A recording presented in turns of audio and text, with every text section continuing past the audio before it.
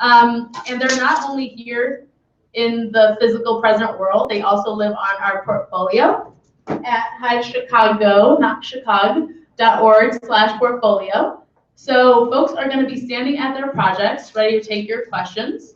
You are invited right now to take a look at the funded project sheet on your table, and or if you want to go totally digital, check them out online. And think about 5 or 6 that you want to visit in a gallery walk kind of way. Go ahead, hear what they're saying, hear what they're up to, ask questions, and you all have Post-it notes on your tables if you want to leave a little note, idea, contact information, any connection you want to make with folks. So, funded project presenters, can I get you at your projects? Ready to go? If you just walked in, we'll help you as well. So let's go ahead and get to our projects. And when you guys look ready, we'll invite everyone to do the gallery walk. Gallery walk, all right. Cool, so if you're seated at a table while our project presenters get ready, take a look at that front and back funded project showcase. It lists all 14 projects with a really quick blurb, so that should get you oriented to where you want to visit first. And make your choices and grab a Post-it note and a pen so you can make some connections. Alrighty, I know folks are walking in, so this may be a little transitory on the front end, but let's think about our 5, list them out, and when you're ready, go ahead and start your gallery walk. Yes.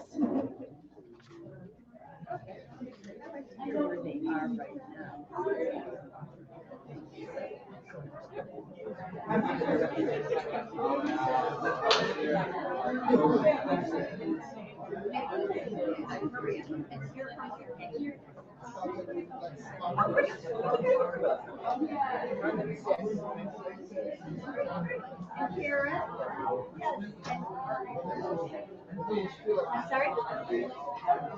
Okay, great. Hi. I like that t-shirt. Okay.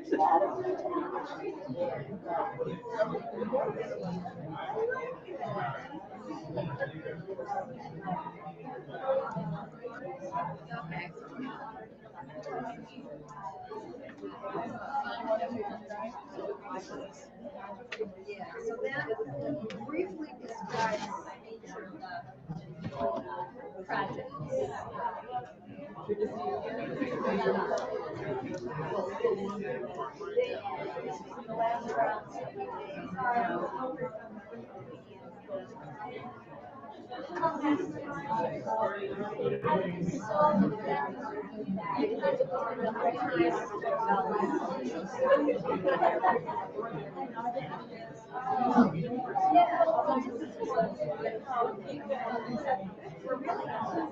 Handheld mic around these parts?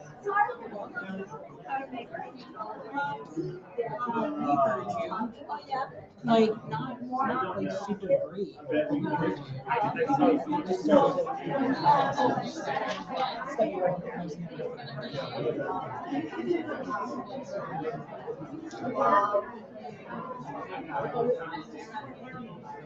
You got an idea?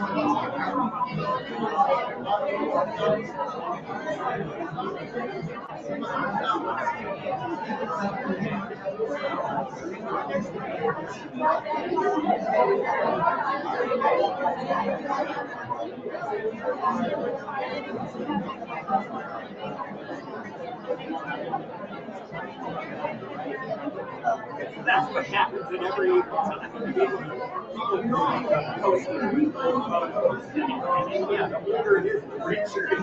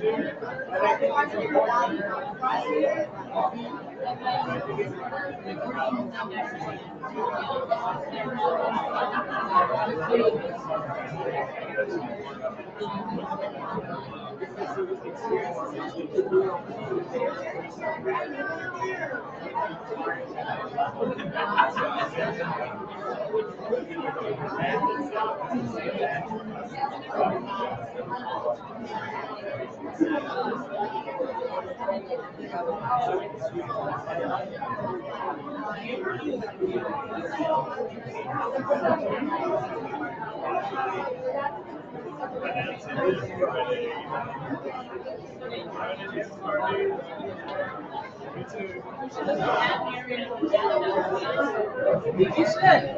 Yeah.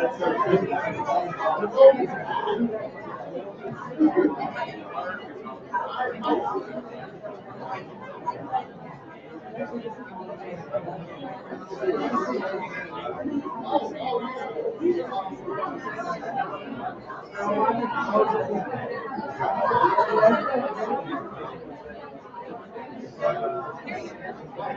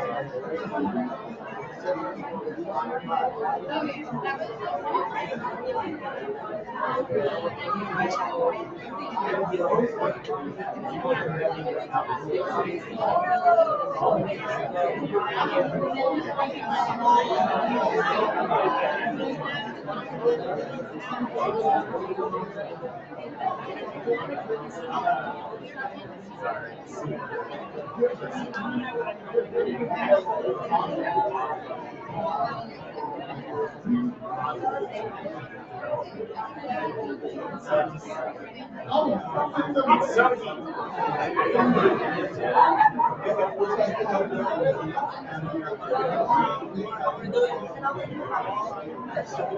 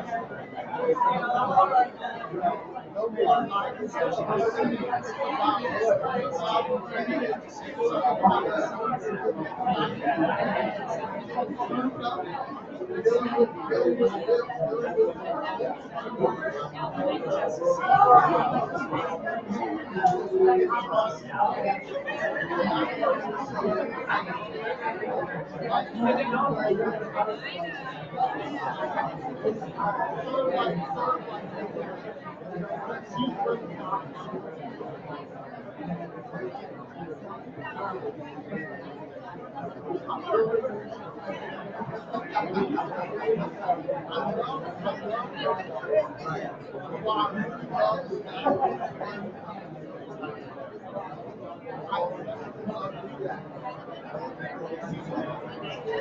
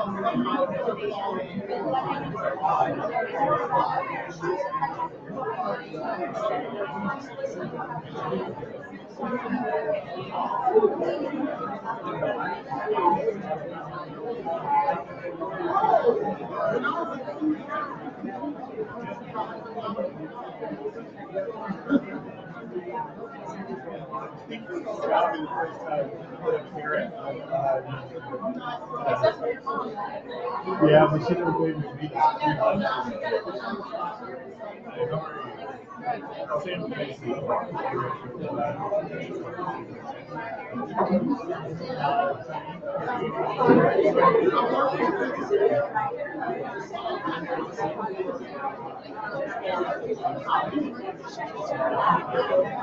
Two-minute warning.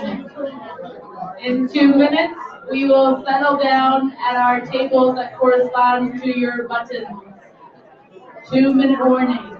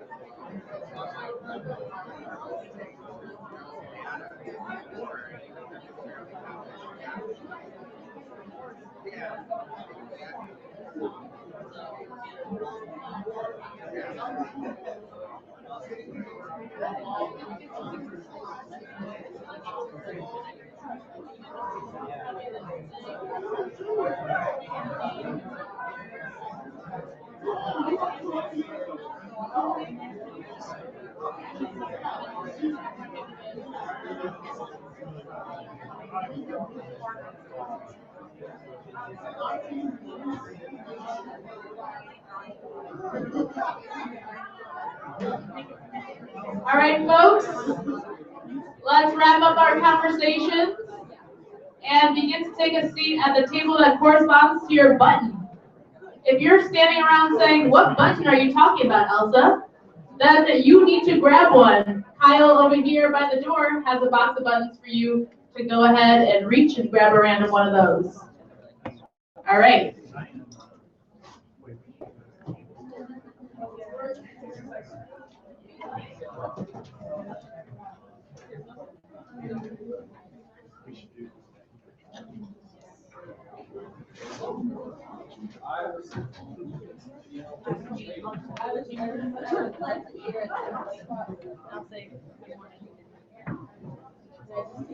It's okay, we'll find another chair. My chair. You can take any of our chairs. I will not take it, I only borrow it. You can keep one of our chairs. I will borrow it. Once after this, I will return. Am I blocking stuff?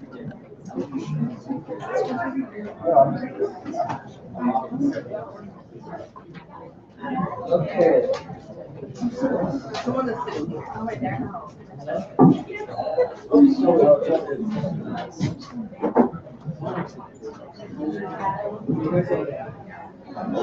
Folks need chairs, more chairs? You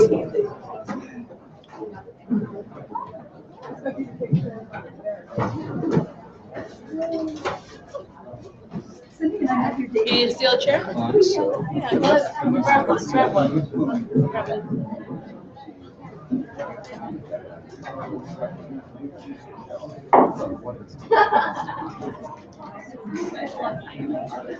All right.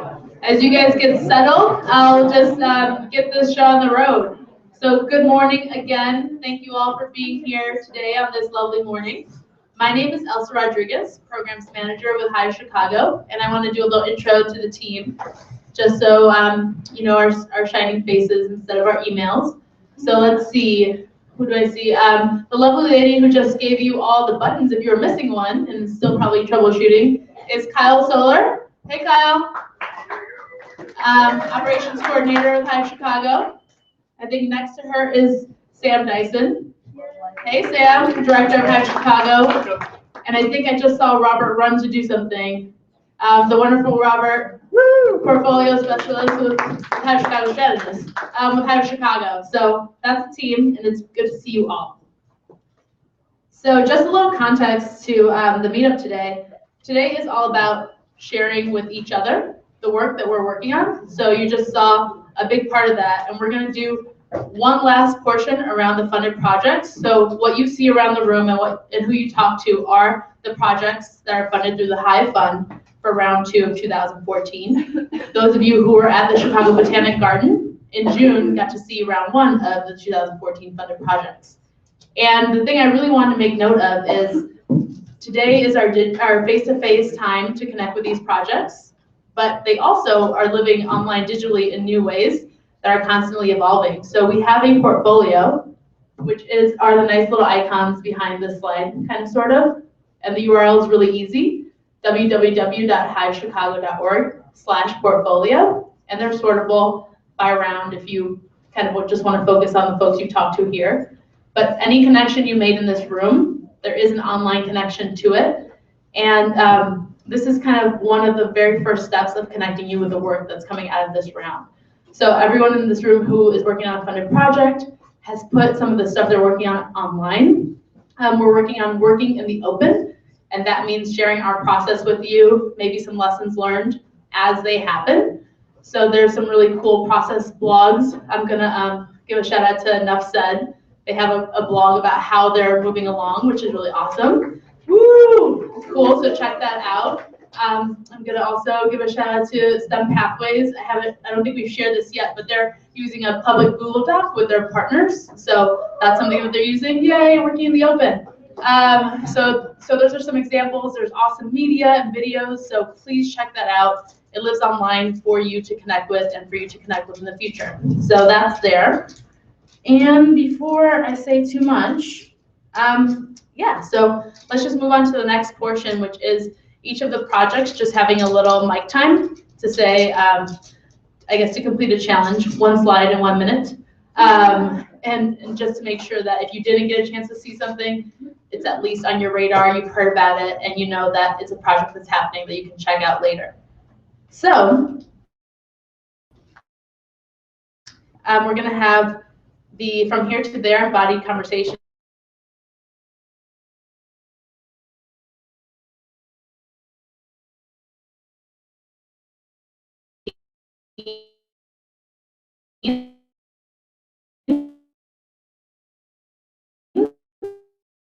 Their project.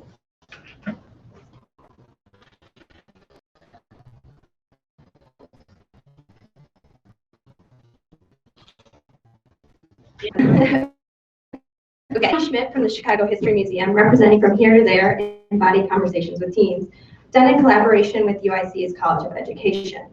We are working to host a series of conversational sessions with teens and youth program affiliates in order to understand what teens want out of museum programs and to discover how these experiences impact life choices. Our goal is to gain insight into how organizations can support learning pathways throughout Chicago and throughout the lives of program participants. We aim to contribute to an understanding of how cultural organizations and CHM specifically can better serve their teen audiences, including support including exploring support for foundation for teen programs, as well as connected learning experiences in museums. Online at geoconvos.org and on social media with the hashtag geoconvos.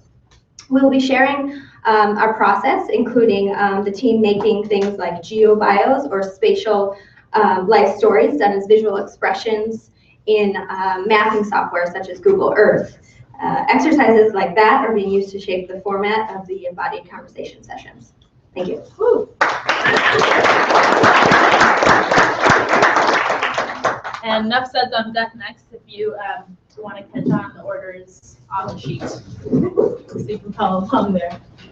Hello, I'm Christine. I'm from the National Veterans Art Museum, and I used up all of my slide real estate to show pictures because that's how I think. I'm a very visual thinker. So as you can see behind me, these are examples of work that's being done by our teen council at the National Veterans Art Museum. We are working actively with youth ages 14 to 19 to make art in response to the museum collection, as well as building intergenerational relationships between veterans, veteran artists, and the museum staff at the museum, as well as other youth throughout the city, and hopefully, fingers crossed, internationally. When we were in MozFest, we had a chance to meet a great group of people from Leeds University and Leeds School, so we're going to hope for some artwork to be posted from the UK very soon. So what you're seeing behind us is some of the projects that we've been working on. We put everything onto our blog called NVAM Out Loud, and it's a space for youth to reflect on their experiences, to ask questions they didn't have a chance to ask when they were maybe meeting with a veteran at the time, and also to share their artwork and build conversations with other people in the online community. So you can check us out online. I have tons of postcards and flyers in the back. If you see me later, I'll be happy to give you one. And hopefully we'll see you all around the museum and on the interwebs soon.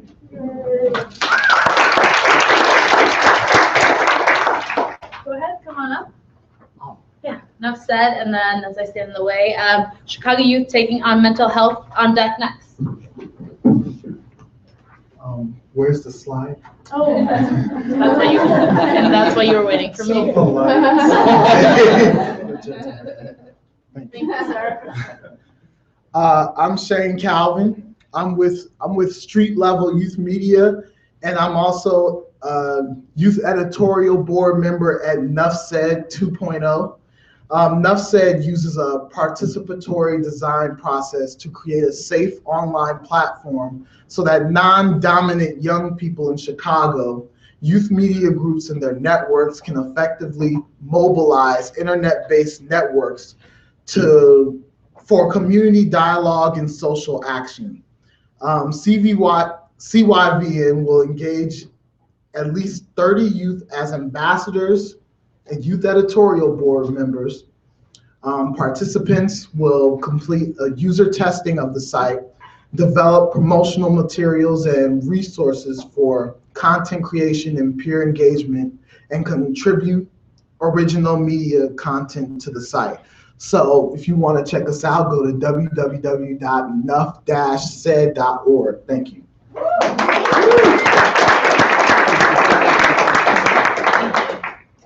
right, get this right.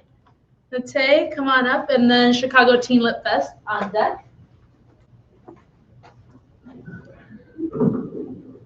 Oh, I see myself. Kind of weird.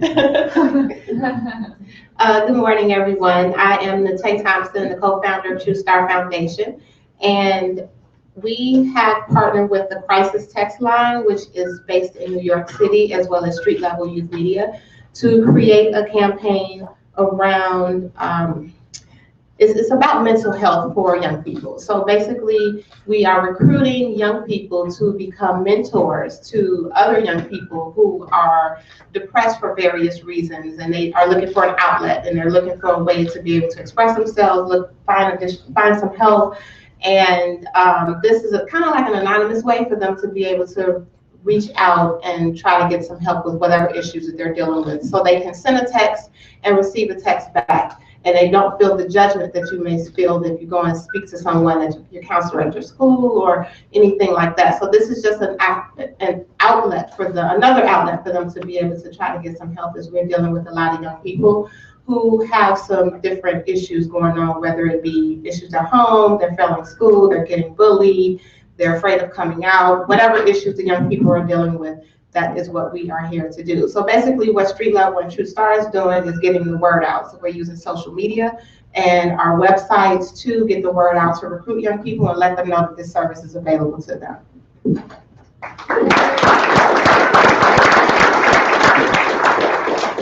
All right, next we'll hear from Chicago Teen Lit Fest with HIPSI, Hive Interoperability and Portability Coalition on deck. Hey, good morning. Good morning. Okay, so the Chicago Teen Literary Festival is going to be a citywide convergence of all things youth and literary. We're hoping that it will take place in spring of 2016, and we really want to use the time from now until then to really plan for this awesome and dynamic way to bring all of the literary communities, the young literary communities of Chicago together. So pulling from the best examples of festivals like Louder Than a Bomb and the AWP conference and Printers Ball and Printers Row, and really creating something that really celebrates youth, their writing, literary communities, educators who are working with youth around writing, and that includes not just writing, but the literary mediums, if that's art making, if that's printmaking, all of those things. So we're hoping to really gain a lot of knowledge and expertise from those. Anyone in the audience has experience in putting festivals of any kind together. We really hope that you'll join us and at least give us advice, feedback, maybe commit yourselves to planning things like that. So we are going to send out we're having a meeting of the minds on December 2nd, so I'll send that out through the mini group for those of you who might be interested, even if you just want to share your thoughts. Thanks.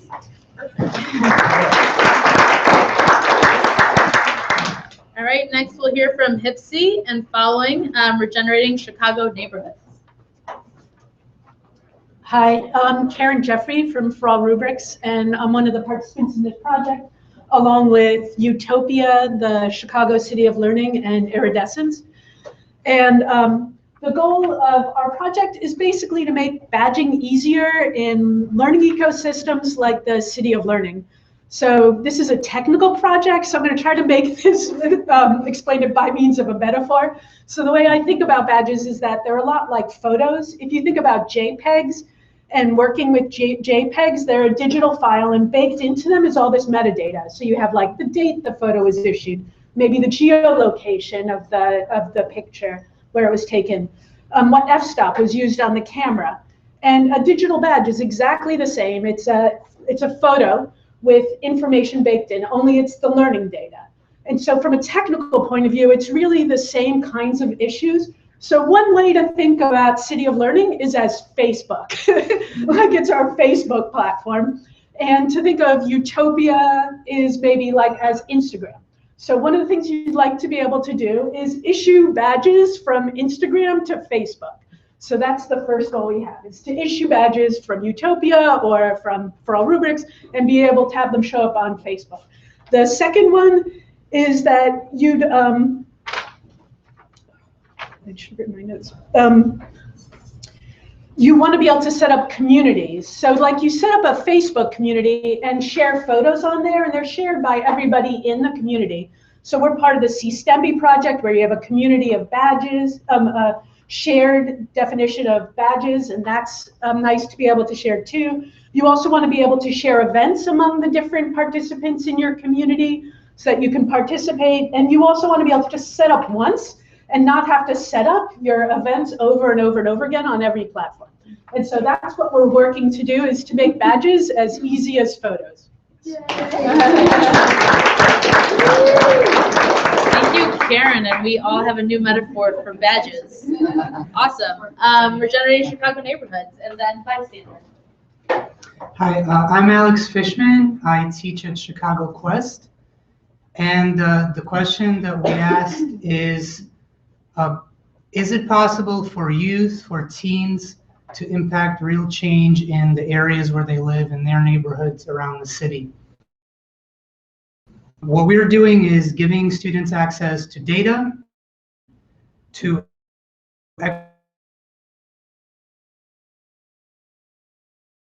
expert identities, filmmaker or activist, maybe impact real change where they live or in the area around our school. In the slide that I have behind me, you see in the bottom two corners, two different experts, one in the field of architecture, another one an open data expert, speaking to our students about the work they do and how the teens can utilize their tools and their knowledge, to impact their neighborhoods. The doodles that you see are one of the first proposals from a group of boys who want to build a skate park in an empty lot a little bit down the street from our school. We've just been going at this for about a month now, and if you are an expert in any of these areas, please talk to myself or to Zach back there, who's the founder of Civic Artworks and partner on this, because we'd love to have your input and your insight on the project. Thank you. Thank you, Alex. So now we're going to hear from Bystander, and then next from Time to Tech. Hi, my name is Erin Jaworski. I'm with CI3 and Game Changer Chicago at the University of Chicago. Our project Bystander is a game-based bystander intervention targeting high school students that's focused on bystander intervention for sexual assault, helping to empower students to increase the skills, attitudes, and awareness needed to help end sexual caucus for adolescent health, and we've also been working with our Game Changer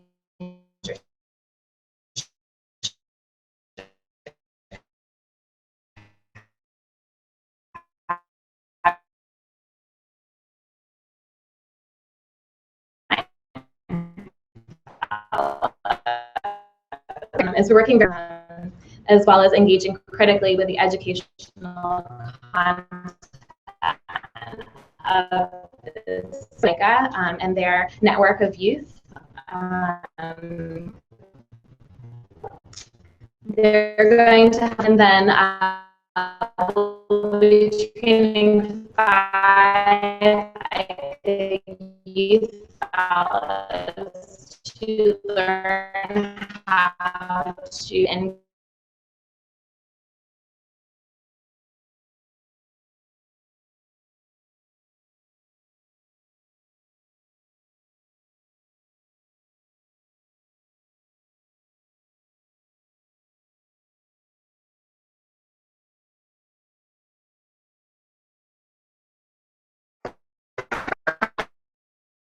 Aaron, Time to Tech, and then Hack Labs.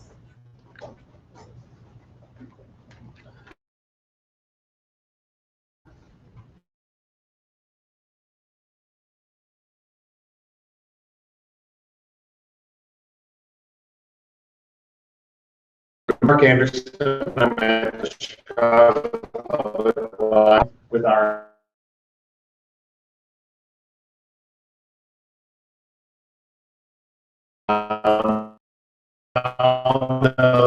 you're all busy. We all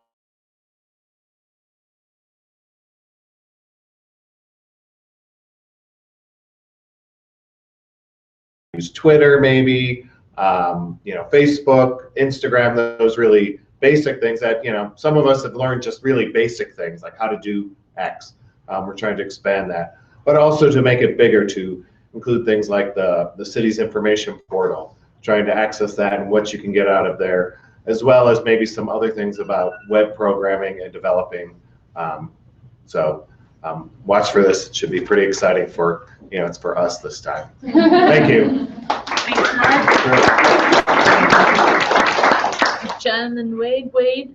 And then we have Atlas Planet Chairman, CPL Partnership next. We couldn't decide on who was going to talk. All right, so this is a partnership between the Adler Planetarium and Shed Aquarium. And we're really looking at trying to reach some youth that don't normally come to museum campus to read at our institutions. And we're doing that through some shared workshops called Hack Labs, Data in Difficult Places.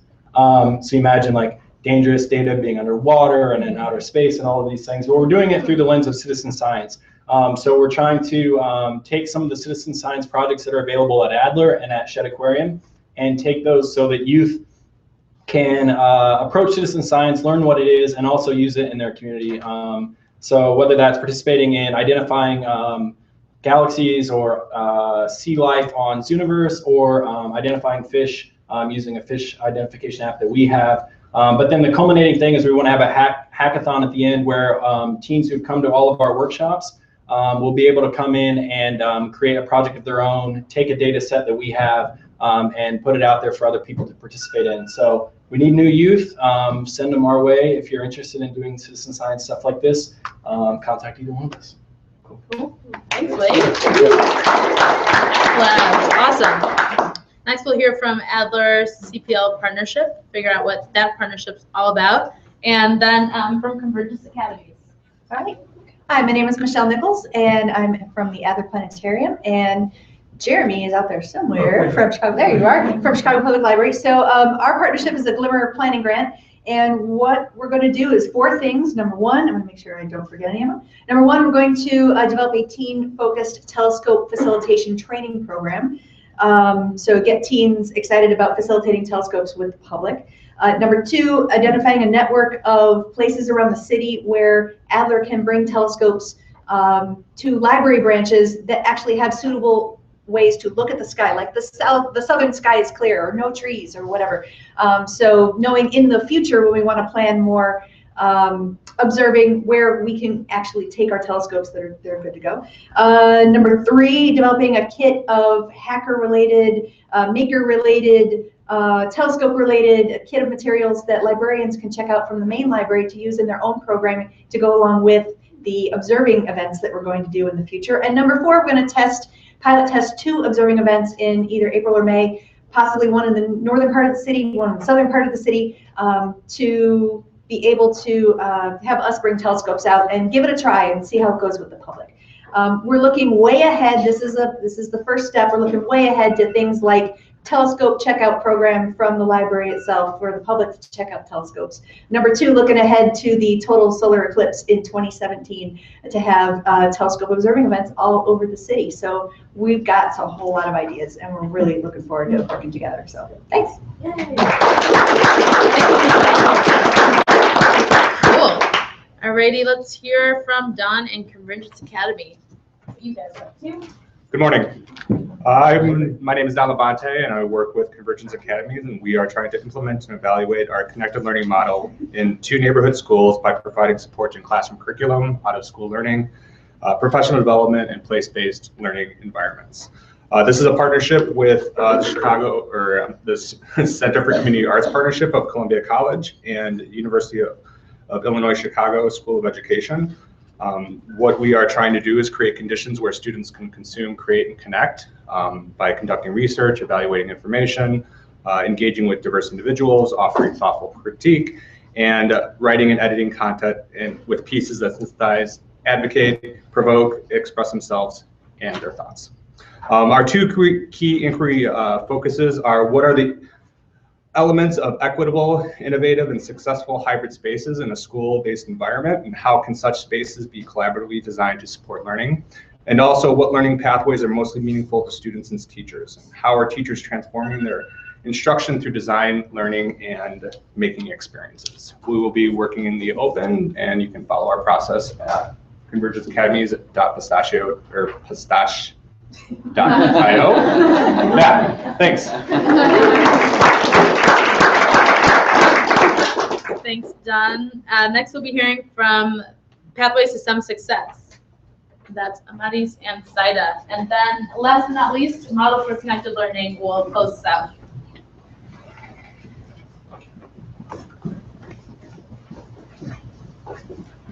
Good morning, everyone. Good morning. We decided to be different and have both of us up here. Yeah, because this is my new best friend through this project. So I'll talk about our kickoff. We had 10 local partners and 13 national partners come together for a STEM Pathways Maker Party. And we were able to reach about 250 youth. And so that was the first day of all of us coming together. And which is really exciting because we're all coming together for different reasons. Project Exploration, Chicago Botanic Garden, and New York Hall of Science, we all have these somewhat of pathway programs that have been around for 15, 20 years. So we're really trying to figure out what are these best practices, what does this pathways metaphor mean, but we want to gather organizations who are at different levels and not just museums. Also, we have some college partners, we have some nonprofit partners, all kinds of organizations. We're looking at literature, but we're also sharing our own practice, which sometimes is difficult for some people who think they're doing their thing and just kind of like learning from each other. And I think that really goes with the working in the open. We're really excited to be looking at non-cognitive factors, things that people might not necessarily talk a lot about. There's research there, but as practitioners and those who work with the youth, we have a lot to share. We want to meet monthly virtually and have these, again, these Google Docs kind of like discussions and like videos and keep that resource available for others and comprise a final report to share with everyone. And just one tad bit note that we're kind of using this framework of the 3 R's: recruitment, retention, and release.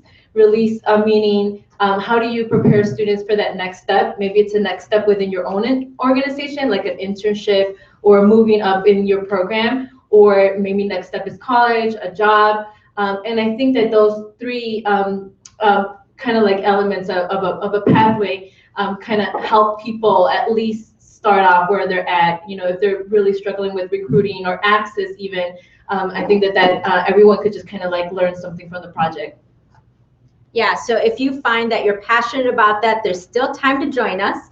We'll be meeting monthly. The Chicago local folks will be meeting together, and then we'll Skype with all the national people. So this is exciting, and wherever she goes, I go. So thank you guys. And closing us out is the Model for Connected Learning for our last 1-minute pitch. Okay, so we really hit the ground running, so we wanted to show you what we've been doing with our project so far. The idea that we wanted to sort of test out this idea of connected learning, where we give professional development to teachers, provide them support for developing curriculum, and then they're able to bring their students into UMedia for a working field trip. So the first picture is when we attended the Young Adult Literature Conference out in St. Charles that's put on by the Center for College Access and Success. That's our partner in our project. So we recruited teachers there. We talked to them about the programming that we do in UMedia to really bridge that in-school, out-of-school experience.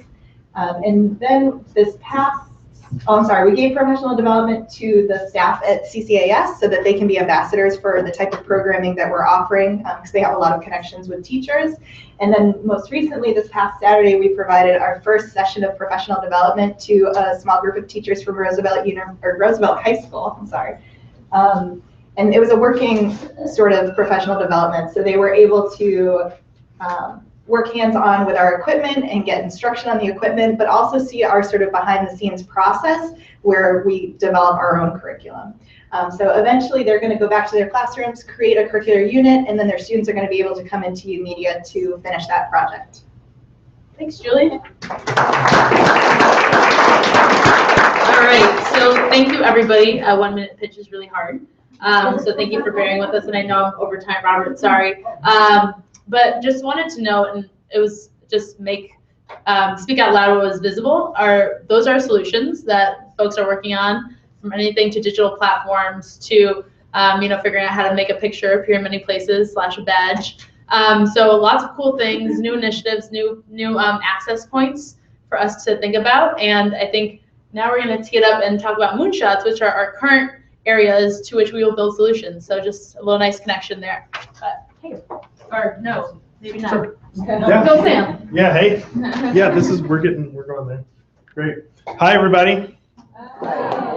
Thank you to everyone who presented. Can we just give some love to those who shared their work?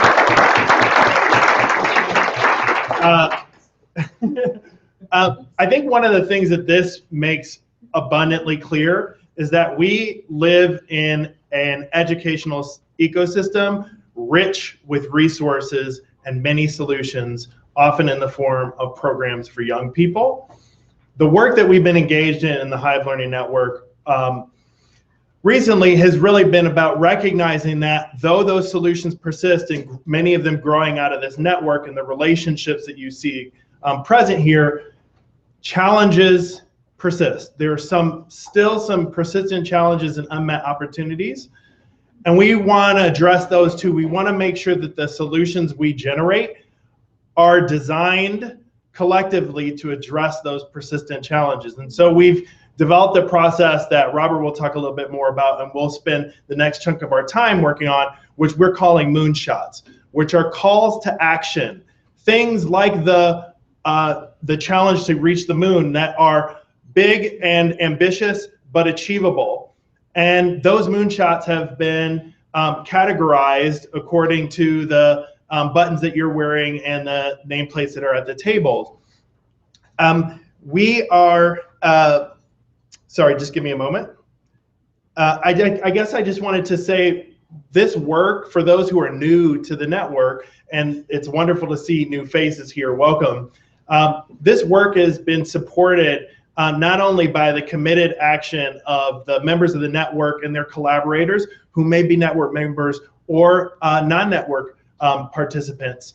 That is a core of the work. The work that you're doing is driving us forward. It's also supported by the Hive staff. We're all employees of the Mozilla Foundation. Working in the open is deeply baked into what we do, and you've heard that said many times, and we want to build a context where people feel safe to take risks and take on big, hairy challenges together. And this is also critically supported by stakeholders of the Hive, like the Hive Fund at the Chicago Community Trust that you'll hear more about from Maria Hibbs, its new executive director. We couldn't be more pleased. And by the MacArthur Foundation, who has provided really key foundational funding for the work moving forward. So as we transition to this work in Moonshots, I just want to call out two things. One is that the Moonshots work is about identifying what are the things in our shared work that we encounter that we need to overcome if we're going to make connected learning real. The vision around connected learning is simply making it possible for teens, particularly for the Hive, to connect the learning experiences that are happening anytime, anywhere, in their social spheres, in their academic, career, and community spheres, and also connected to their interests. And so as we come together to do this work, we are trying to activate solutions. The Moonshot groups are doing that. And we have an event coming up that's connected to our 5th anniversary celebration. Hive is 5, January 15th and 16th, afternoon of January 15th and all day January 16th, that we hope you will put on your calendars, block that time, because that's the time we're inviting to the table 3 very important groups of people to make this work happen. One are those who activate. You are those who activate solutions. There are groups working in the Moonshots to bring seed solutions that are ready for new partners to move project forward. These Moonshot groups have been curating the solutions that already exist out there and proposing new ones that don't yet exist and that we can help generate together. Those who activate will be at the table and you represent them. Those who enable are those who we invite, who are not regularly among us, who are going to help us move this work forward. Those who have access to resources and existing solutions, opportunities that we need to tap so we're not reinventing the wheel and so that we're speeding progress on behalf of these kids we serve. And thirdly, we need at the table those who do. Those who do may be are generally those who care about the work and want to see it advance. They could be youth, they could be parents, they could be educators in an in or out of school setting. And we want to engage you, inviting those people, those who enable, those who do, to join you, those who are activating solutions in the work. And on your tables are half sheets of paper where you can make recommendations of people you want to see. Dream big. Who are the people in the city who know can unblock progress for us so we can get stuff done quicker? Less yak, more hack. Let us know who they are, and that will help ensure that the time we spend together in mid-January is going to be most productive in keeping this work advancing at a quick pace. Thank you, everybody, for your commitment and engagement.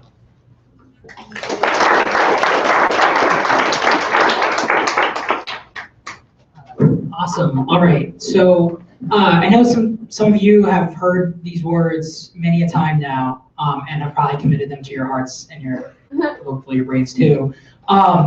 We thank you for sitting through and listening to us when we say these things. And then there are those of us who are very, very new to this. Maybe this is the first meetup you've ever been to, not even sure what this Moonshot stuff is. So we want to find balance between those two things. The other thing that I think we're really going to focus on today are those of you who've been coming regularly or not or whatever, but I want to hear something new from other Moonshot groups. So we're really going to focus on making sure you all get an opportunity to hear something new today, have a new conversation, if you've been in the same Moonshot group for some time. So let me just say briefly, just reiterate, let me start with a slide by saying we will be talking about the RFP soon. Maria's going to give a little bit of a presentation around that. But really, what we're talking about all the time is the RFP now, and not, right? The RFP is a tool that we can use to the proposals that we submit and the funding that we receive are a tool that we can use to advance the work that we do. But we can also advance the work that we do in other ways. So we're going to hear a little bit about a tool that you can use today, but it's a tool that we should be applying to the conversations we're having all year round. So I want you to keep that framing in mind. And I want you to think when you're talking about seed solutions today and exemplary solutions in your Moonshot groups, that we're talking about the projects that we've already done or could do in the future that could be aided by this tool. Because I think one of the very amazing things is the diversity of projects and the content that we have in this room. The things that you heard this morning were really incredible, but we're not necessarily always talking about the underlying issues when we're talking about our projects, but we know we're addressing those things when we're doing the work. So this is an opportunity to talk about how these projects actually address some of those underlying issues. So without speaking about what a moonshot is in a lot more depth, I'm going to tell you specifically what we're going to do now and how we're going to move around.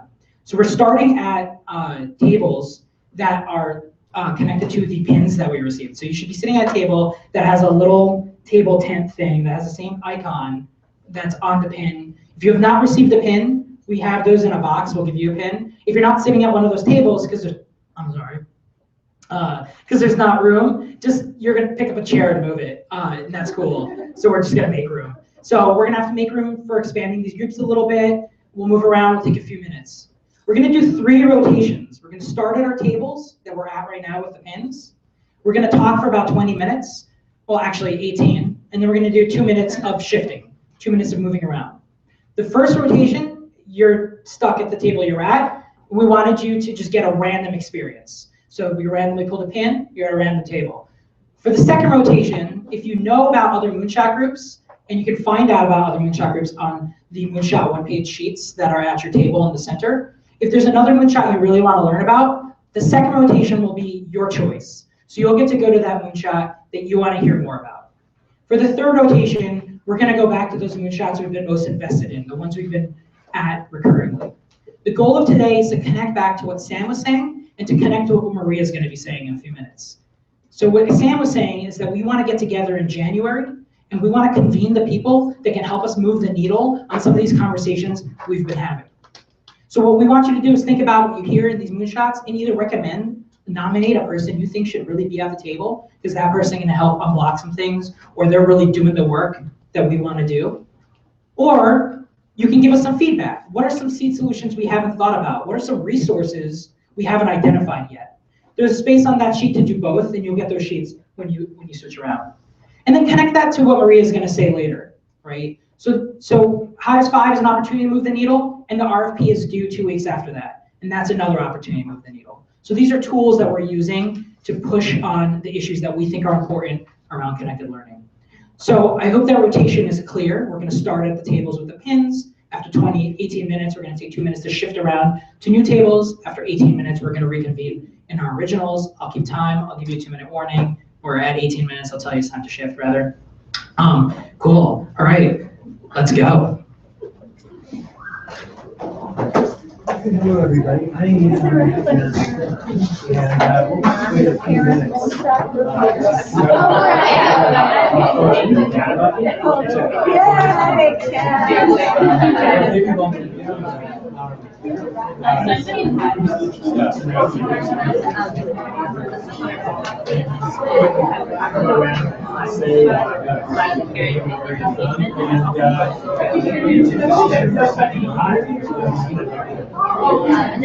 Oh, okay.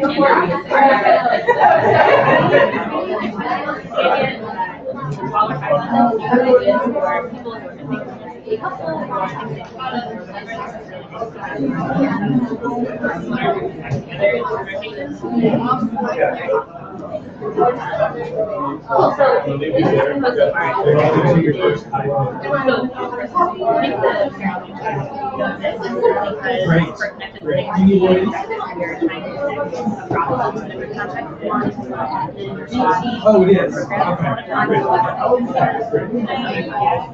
Yes, yes, please. Please in. There's always room for more data. So this.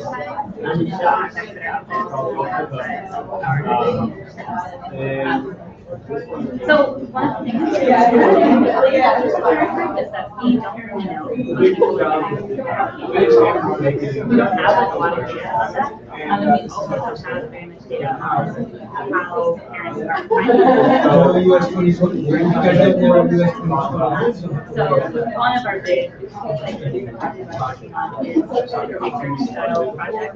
So that's Camila and Robbie are kind of sassy. Some of our other state solutions have been about surveying your design. So it's separate from that bigger research, it's more about like talking to parents and finding out that sort of struggle landscape. We want to talk to the organizations in our network and find out what they're already doing. Another thing is thinking about getting opportunities to use parents. I think this is a collaboration to have with the other groups. Not in a centralized place where we're sending people to find opportunities. And then finally figuring out how to get parents to find Hive so that we can be part of their conversations and we think about solutions to RFP with projects that are going to they're on our website and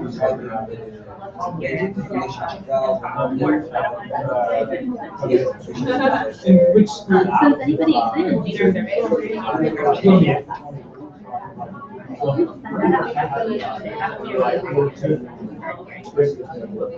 Depending on their engagement, yeah. So I think that's as well. And this is my question we've had a lot is whether we should talk about parent engagement by individuals or organizations or whether parents need to know about Hive as an entity and if they do, what should they do there? You know,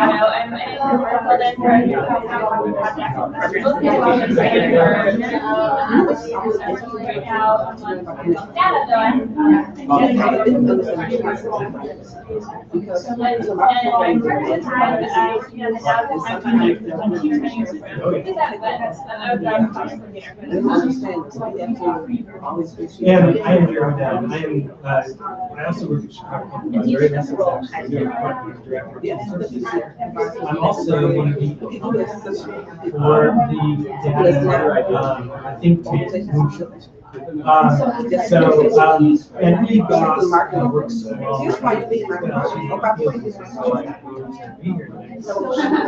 one of the Moonshot groups actually has a representative.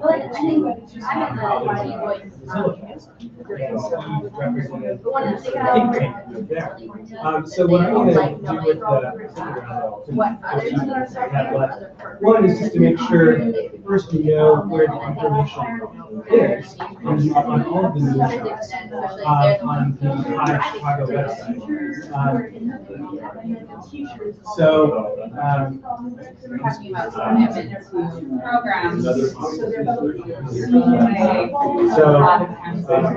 On the Hive website, there is a bar for the menu items.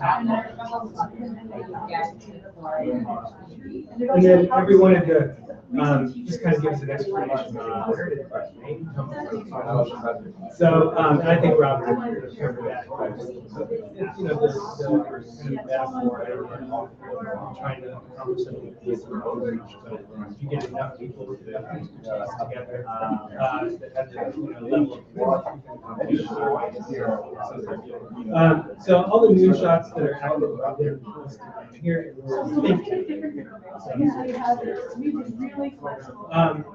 so I just wanted to make sure you know how to get to these. And then I wanted to just give a little overview of where this came from. All of the moonshot groups came out of previous discussions based on numbers from different members of the issues that we face in terms of actually reaching the goals of our programs, both as individual programs and collective goals. This is really where what's individual programs or together our relationships.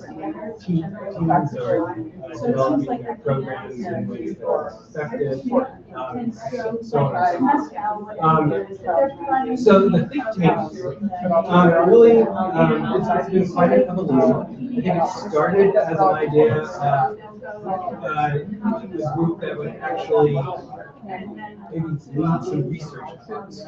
But that was a big because we realized that really wasn't the greatest need, or maybe like really accomplished in this set of members who really are all about learning. So after more discussions and some surveys, where we kind of arrived is that we have a set of members that are really good at program execution, program design, and creating impact, with the youth, but not everybody. Having a firm grasp on the use of it is not necessarily either skill set or probably even more not in our capacity in terms of time. And so the idea being, what are the questions around the use of data that Hive group reporters really need to ask? And then once they figured out those questions, where can they find answers to them? We know that different member orgs may recognize and not even thinking about, well, I should try to get this because if I had it, then I can use it for this purpose. And what we really believe is that there are experts among us as Hive members who are doing that. And that the best thing that we can do as a Moonshot, as a think tank group, is figure out a way to collect all of that, help identify what are the kind of topics around data that rise to the top in terms of and then how do we, where are the gaps? How can we find that? How can we disseminate it so it's effective to use it? And then what are the ways that we could integrate thinking about social data into ongoing work? So that's how we're going to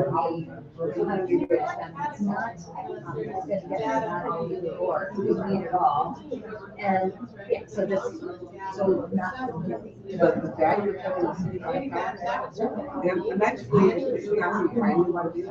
Yes. Yeah. So every student, every time you want to so advisors. And the peer advisory councils are actually, that's after parents, they're gonna but those preschools will cost CDS, That's a really, that's really to the point. Yeah, absolutely. And you know, the larger point, we want members to help us recognize, well, what are the categories? What are the categories that we should be paying attention to? How can a collective group that is, you know, kind of self-nominated to say, well, we're going to take on the task of collecting data, making it useful for the rest of the members, because we also know that it has to be fairly targeted in the goals of what we want to assemble and implement, because nobody has huge amounts of time to actually volunteer for regular management. So we assume that this is break it down to that's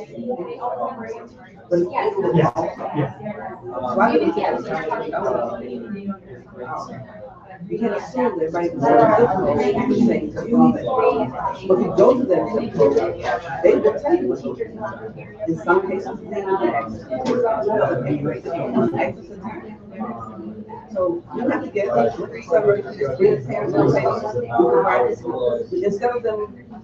instead of treating them as missions, we should say, I host one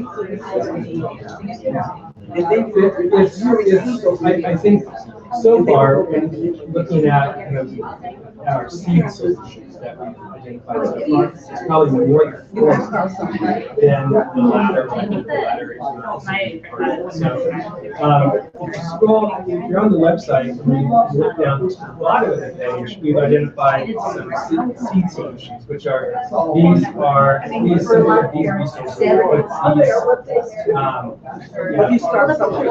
engage in these activities possibly. If you want to get it right, but you need to also have. So one of them being a monthly or quarterly newsletter that's assembled by Hive members that identifies, you know, maybe it's just one or two articles that have been, you know, collected on a germane topic that can be posted for everybody to look at, you know, at the same time, to, you know, help create a dialogue or to address a particular needed issue. And with the idea that there's, you know, there are members who are using that already. Just wanted to share a 5-minute warning before your 2-minute switch. Another one is actually developing, this would be higher touch, developing an online resource where, you know, there may be more of a questions that we posted, so the moderator for a period of time, point. That too. Absolutely, yes. Kind of like a library.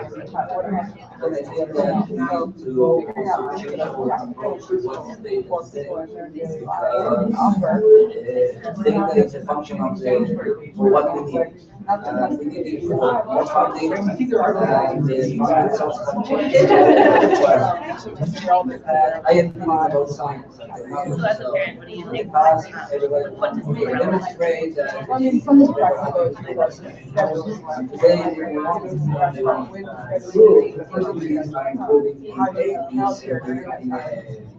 cognitive way.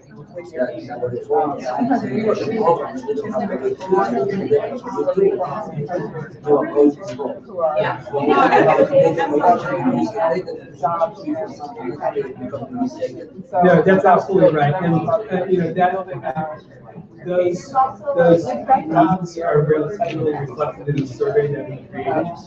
You know, we kind of already identified through previous discussions. Well, we know that good data is needed for a successful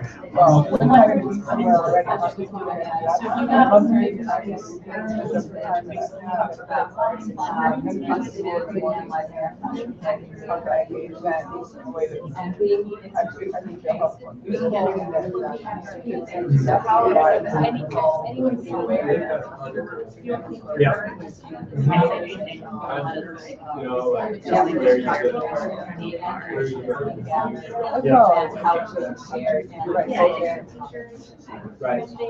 Yeah. Yes. Not having a singular direction that there are. Yeah. Fairly anecdotal.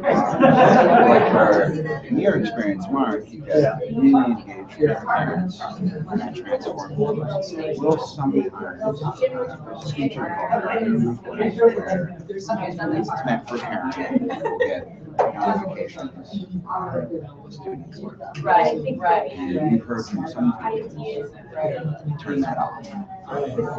Yeah, right. And to your point, too, also no assumption that because we're helping members figure out how to use their data, that necessarily means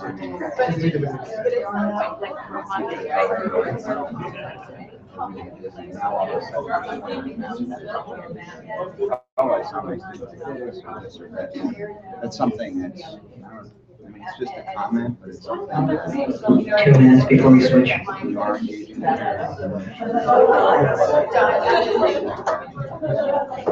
usually that's great.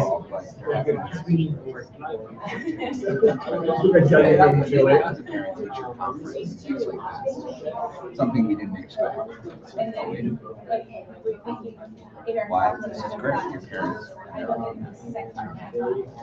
This is, a rare example where there's something. Yeah, we just had a conversation about the balance between parent engagement and keeping agency. That's certainly a reminder, if anybody has thoughts, put on these sheets that you're going to share in 2 minutes.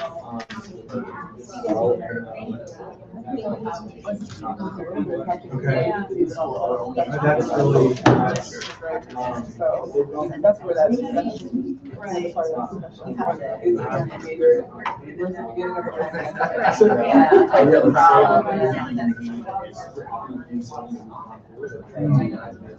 an easy one to let's say, and I know that they want to see to like define it, not necessarily there, but a little bit of that. I can see from a lot of You're talking about I would really like you to write them down as someone who we could, reach out to in terms of attending our. So that's a perfect segue. We do have folks we would like to recommend that are would be helpful in any of these. It's more of a macro. Think different when people Organizations really looking for engage parents in different ways. community resources for people who can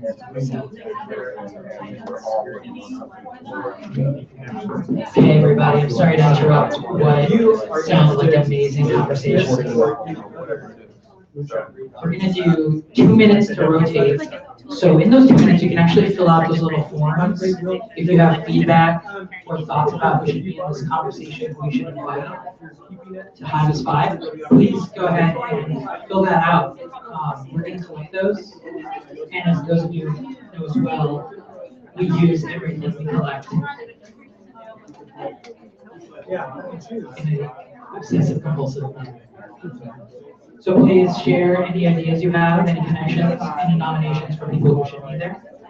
And then take a minute to figure out where you're going to go and get there. We have a minute and a half.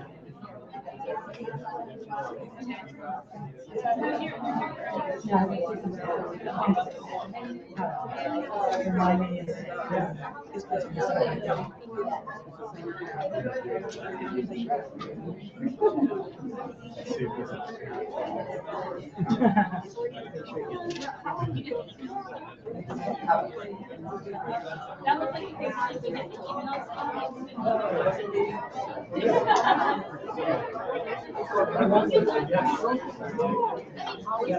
I'm not taking too many minutes. The flash is really slow.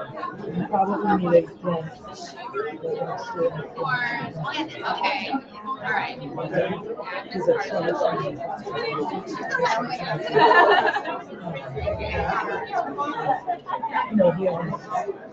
That's how we show them. It's actually, it's much easier using the phone. Get around and when I have a minute. Sorry.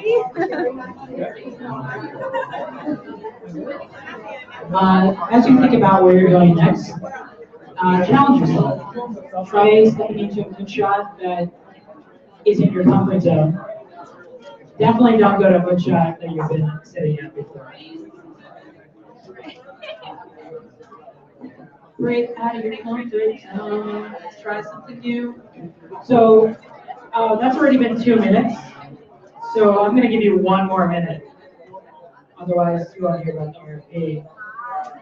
And you'll have yourself to blame.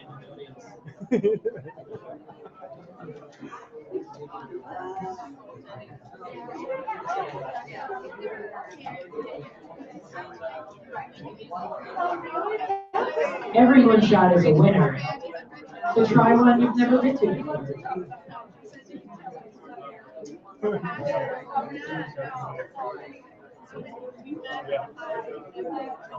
Today is the day when you don't double down. Today's the day when you try something new. Take a gamble. Take a risk.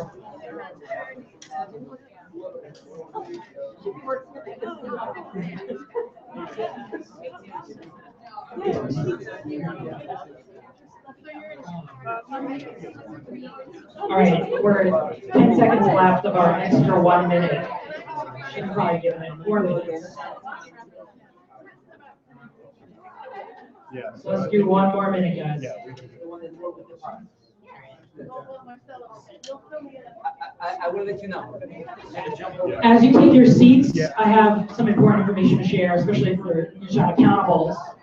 If you have not yet shared your Moonshot page on the Hive Chicago website, please take a moment to tour through that and make sure everybody gets to see our awesome websites, which curate the work that we're talking about today, so that people know where to find it.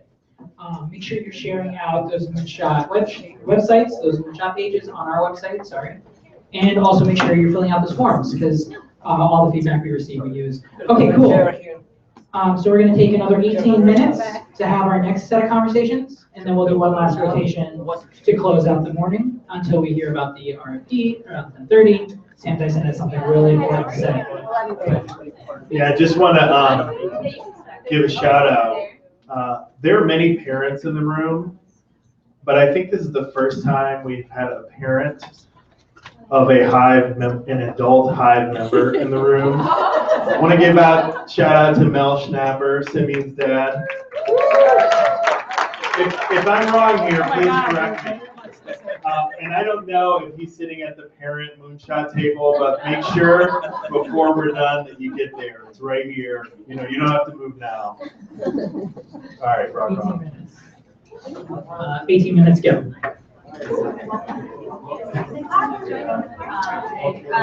So we have our stuff on the Moonshot website, and you can track your there or on your device. At chicago.org/moonshot. What we've been doing. So we outlined the challenge we have that's really important. Connected learning really connects what youth are doing across all of the different contexts in their life. So not just our programs, but also what they're doing in school, and then also what they're doing at home, and parents or guardians or whoever see those children across multiple contexts are really grateful for us to be involved with in some way to help them develop the resilience that they're trying to programs.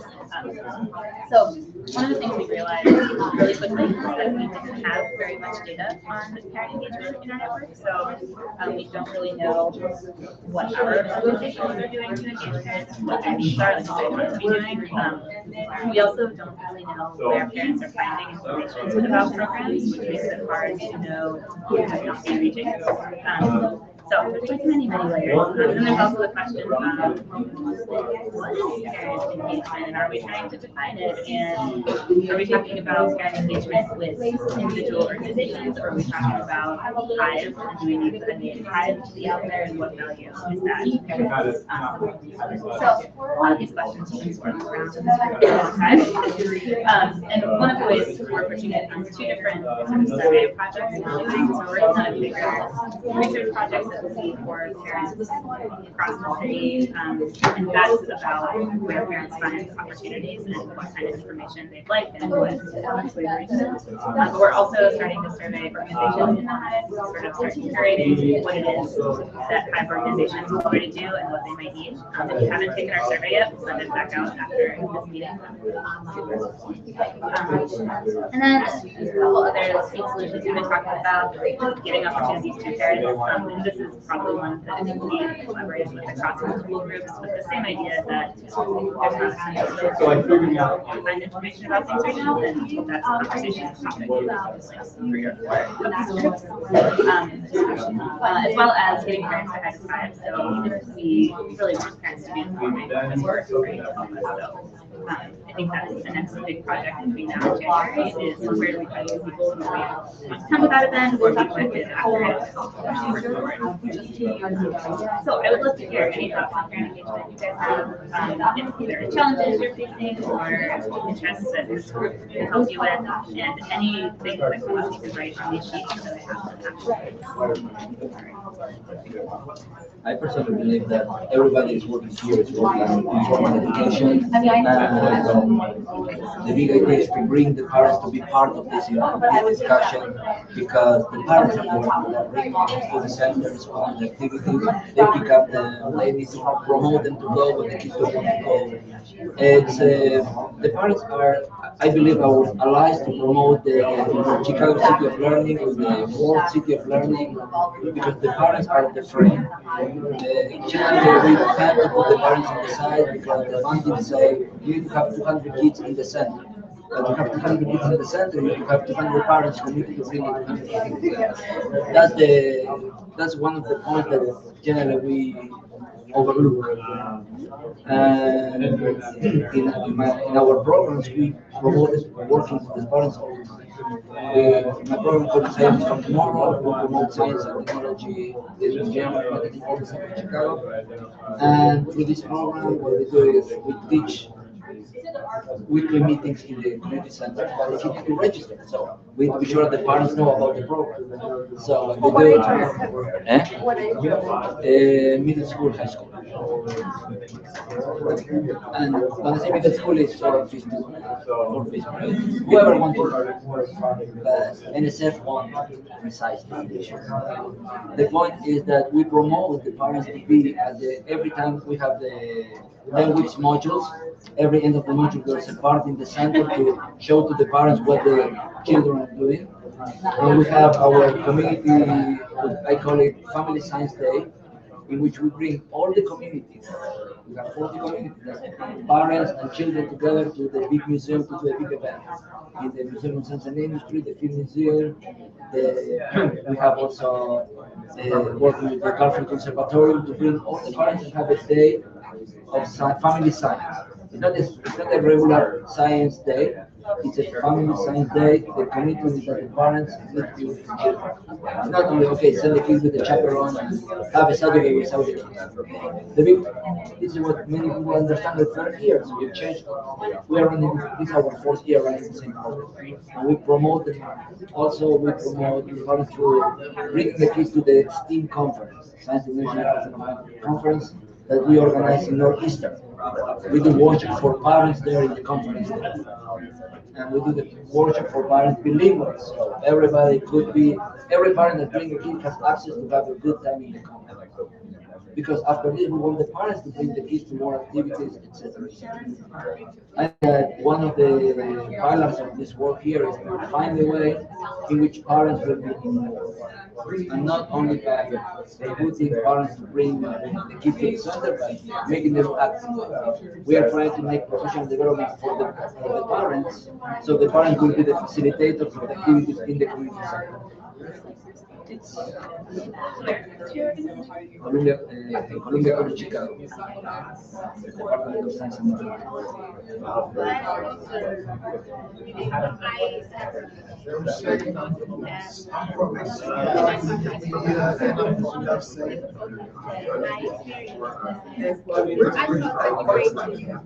So one of the experiences that I had is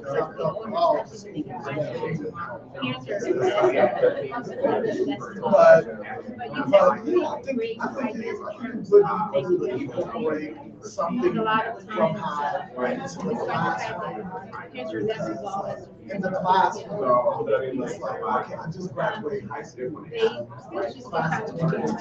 Okay. And I So, think it's but it was love. Not only it was bad enough that teenagers have enough to go outside of the classroom, but to be inside the classroom. It's so distracting. The work isn't really that interesting. So to incorporate something that Hive is doing, whether it's and there is many centers that organize group classes for parents. At 10 o'clock in the morning, the parents are going to school. But they are important. They are going to the school. I use the school because the school is our frame of reference. I call it also community school because this is outside of the frame of reference. But we organize also a set of workshops for parents to make science fairs. And they present the science fair to the kids. So they can let their kids to prepare their own science fair. The point is that we need to figure out how to improve this. And that's the maximum that I can say. I think it's a really tricky balance because, you know, at least for us, we have better retention with teens when they feel like they have no connection to their family. Because then they feel like they're independent and they're doing this because they want to and they want to be there. And they think that they have to feel respected and trust that they're doing this on their own, even though the parents and permission to do that. That's as far as our connection goes to their life outside of our organization, which is kind of, I think, is really powerful for them. And then like, oh, it's different. It's not like school where they're part. It's really about their responsibility. So I think sometimes for us, we really try not to be parents as much, or if we do, we don't tell our kids that we are. And then for them, it turns into like, oh, you guys are like, oh, it's not what we want, because then they don't want to be there. You know, and I think sometimes when we do have a relationship with parents, it's more because they really are younger and they're not allowed to like travel to our location. You know, parents are stricter, and so they do have this stronger communication of course with their parents. We have worked with, sometimes there are like the bilingual resource center, can be actually the state or part of the city. You know, we have that resource, so we can have parents there to do workshops and things like that. But I think for like, especially with teens, it's a very tricky balance to figure out the relationship between the parents and the That's interesting, because I was gonna say, the opposite actually, because I think involving parents, as educators, we should also help support relationships, that dynamic of several years ago, not teenage girls, I can imagine like teens, I totally hear your point. Several years ago, I had a middle school program, and there was like, let's involve parents. Online program for girls, and girls would get online, like boyfriends, you know, all the drama that just kind of comes up and on online. So we wanted to involve the parents, but at the same time, help that relationship. Girls were like getting further and further apart from their moms, and their moms didn't know how to make computers. So we decided that all of it should build this relationship embedded within our curriculum. Even though it wasn't necessarily explicit, you know, so that it doesn't feel like, oh gosh, but you know, like maybe it was a blog post that they had to write with their mom, you know, something like that. Saying like boys look at their fathers, even less, about the father's end, you know, we embedded that. So I think that that's really important, is that we're thinking about like that relationship, how we can help support that, because those are things with parents, like, you know, I think that's another thing that I'm gonna say, like, just thanking the parents, maybe it's like an event, or it's, again, something else, but it's something important, like, there's 200 people who bring me 200 students, so that's just another, and then we look at different ways, but making sure that we're always. But what's very important, at least for us, is that the family is the contention of the kid. If I want my teen to go to college, I will support them when they go to college. Not the parents. Okay, the parents is the friend that will push them and they will support them when they go to the freshman year or sophomore year and they don't know what to do and they get lost. Need to be a frame of reference and also the one that will pay attention. Okay, we need to be totally clear, but for the parents, it will be easy to support all this effort if they know what the kid is doing, at least in the area that I am promoting this system. For me, it's very simple to say, you need to figure out how your kid will go to the University of Chicago or the Northwestern, because they have a scholarship, but they cannot do it by themselves 100%. Yeah, I mean, I guess they feel like, you know, there are many different circumstances, and in some cases, when there's a family to work with, you know, it's very comforting to do that. But then there are many times when you there's a lot of whatever. We know that adults of influence that are not parents also are important actors in the person's life. So I think it's like, how do we, you know, it's a complex space. So you know, you can't always engage the parent.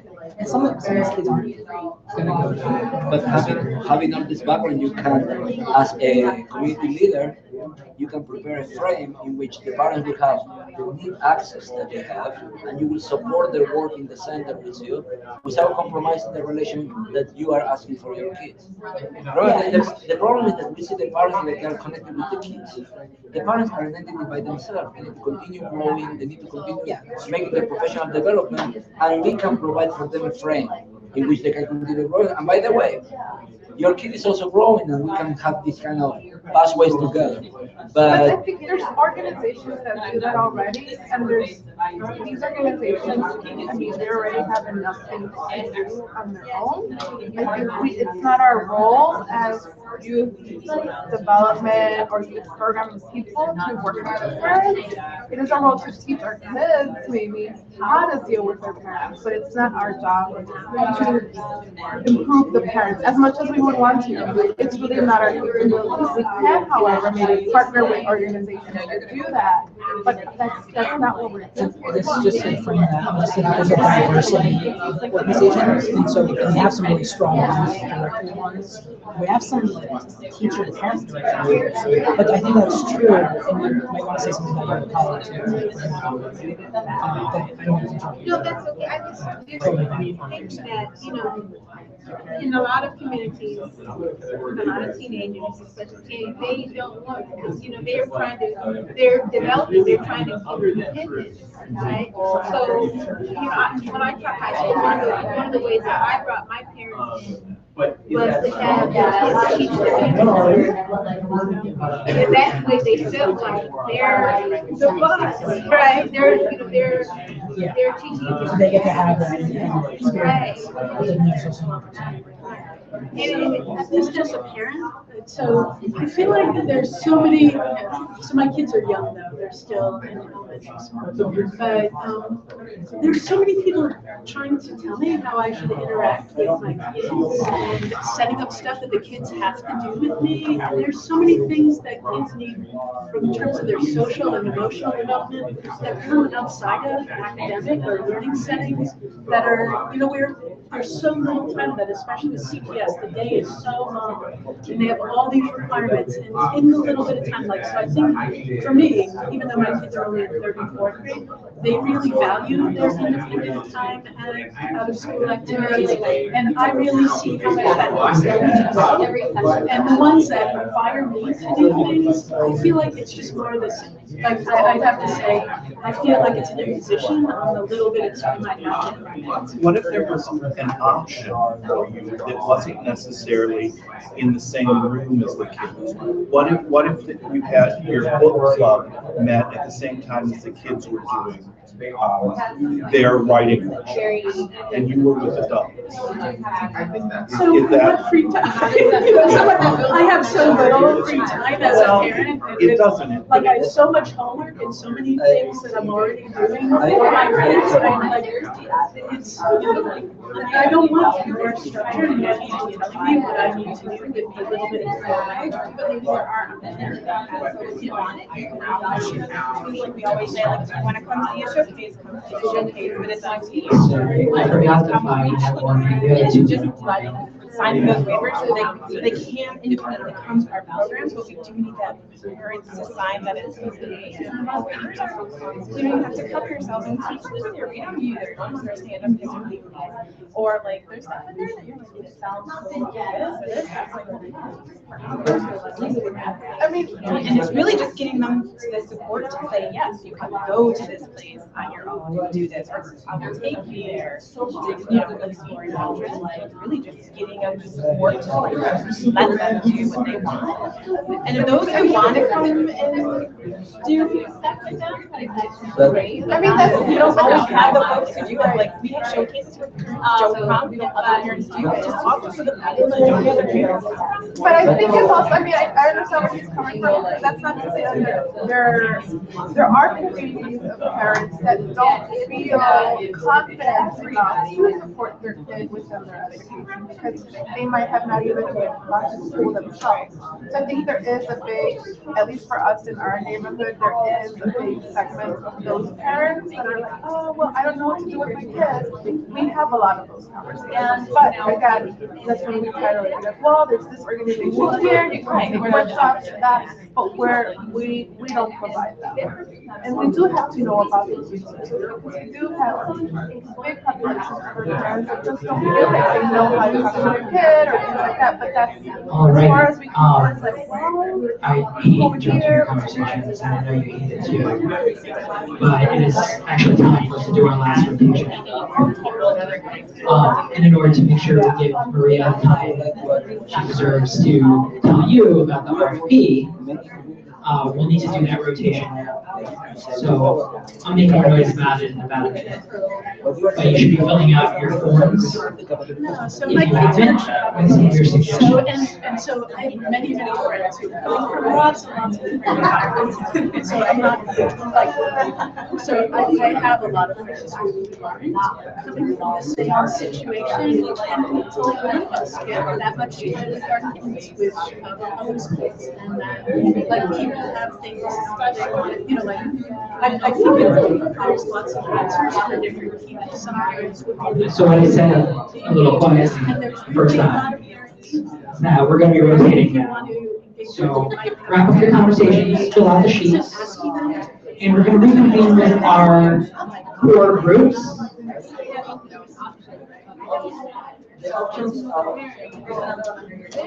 You have about a minute to do that. The difference between the state is that for the parents, everything is emotional. The point, because they have an information to it, the point is that how many parents the parents are trying 50 miles per hour, they open the door to the kids.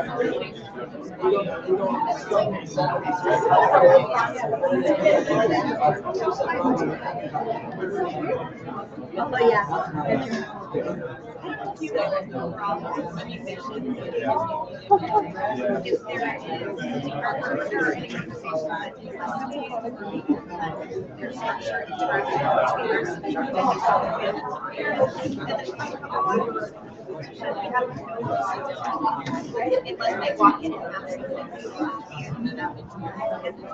Right, and you, yeah, and I'm wondering if there are, one of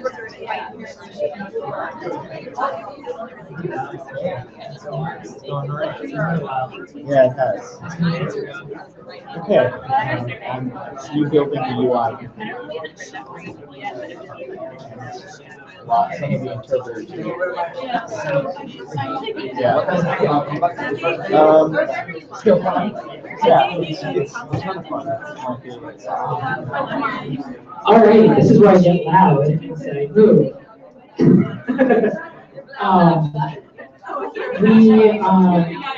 We only have about 15 minutes, maybe we can push to 20, to have this last conversation.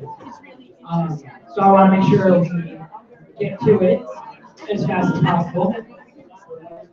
Again, at this point, we only have about 15 minutes for the last conversation. So we'll get to it as fast as possible.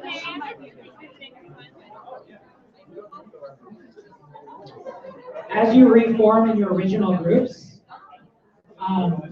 and think about any next steps you have to do with your groups, if one thing you can do is look at your Moonshot page and make sure it makes sense. Make sure that it's got everything it needs and it's ready for public consumption. You leave it?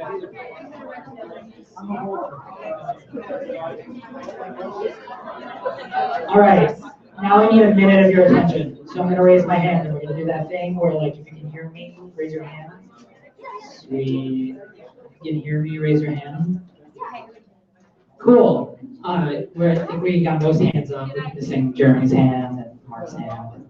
That's for why. There you go. Cool. Thanks, guys. So those are really great. The few conversations I dipped into, super rich, and I think that's clearly because we're hearing things, new things, and it's motivating a lot of thoughts. I wanted to point attention, you probably saw them already, but all the moonshots that we're talking about are on our website now. Each has its own page, a profile that has some useful information in it around the moonshot. And what these are curated spaces. They're places where we're collecting this input, we're collecting this information, we're making a call to action to bring people in on the conversation. We're naming the people who are involved. We're providing more detail about what we're talking about. We're connecting to some of the blogs that we've been posting. We're curating our solutions, and we're collecting resources. So this is a really rich, curated space where all of the things that are coming out of these conversations can live until we design something even better. But for the near future, this is where a lot of this information is going to live. So if things came out today that you're like, you know what, something I heard, thought, or said, whatever needs to be on here, you can communicate with the Moonshot accountables who are listed on these pages and get involved in that way. And you can take on responsibility yourself to help curate the space. So this is what we're going to publicly show people for Hive is 5. This is where we're going to direct the public to understand better what we're doing and know where they want to get involved in our conversations. This is really how we work in the open around Moonshots. This is where you can get ideas for the RFP. Okay, having said that, in the last 15 minutes, what I'd like the Moonshot groups to do is either A, synthesize what just happened into your existing work, B, move anything forward. If you had an agenda for what your Moonshot group needed to do today, do that. I'm not trying to derail you. Or C, take a look at these pages and decide if they need new information, who can work on it, who can make changes, what's missing, what's new. So those are 3 things you can do today in your Moonshot groups. You have about 15 minutes, and then Maria's going to talk to you about the RFP, which is exciting. Okay, go. So Robert, should we be in our groups? Yeah, you should go back to the groups that you're like committed to, like the ones you're real into. Sorry, you don't have to. If you've just decided like you've given up on that old group. Defectors. You're done. You can But don't do that if you're unaccountable, please. If that's your question, David. What? What if you're completely new to the conversation? If you're completely new and you don't have a group, you can go to anyone you want. Thank you, David. If you're totally new and you don't have a group, go to anyone you want. If you're a parent, no. Yeah.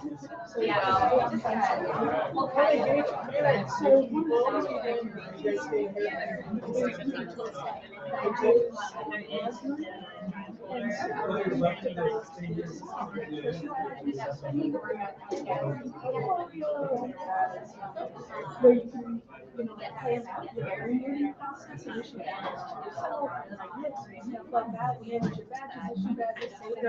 So like there's a personal badge, and also like, and so one of the things I was thinking when you did before was to, and it use it for like somewhere where you're trying I'm just gonna step back to the project with an organization called Now. I almost said Now all the time. The page is opening up branch in Chicago. They are in DC now, and they have been doing separate elementary schools. But some of those things apply, across shared so wanted to bring their perspective if I was thinking more like, my work with them, or like bring stuff back to them as they so like, I always want to think of these kind of meetings tricky because partly you don't have to, so, yeah. Yeah, but some people don't. And also like remember that they actually so you could have like a meeting, and then they can like log into the meeting, or they can send it to the group account by default, but they don't have to sign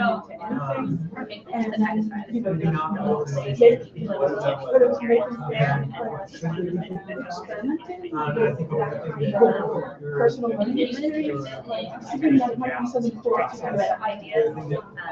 So we've been, what are we talking about? Here's the thing. What are the categories? And like yeah, that's for me also. And the challenge is like the Friday, like during the workday. But just to get the word out. Yeah. And it might be different because that's because you're doing more like, I can definitely, the parents that we've been working with are in North London, so I can choose whether they're process evaluation maybe data or foundational data that's ready for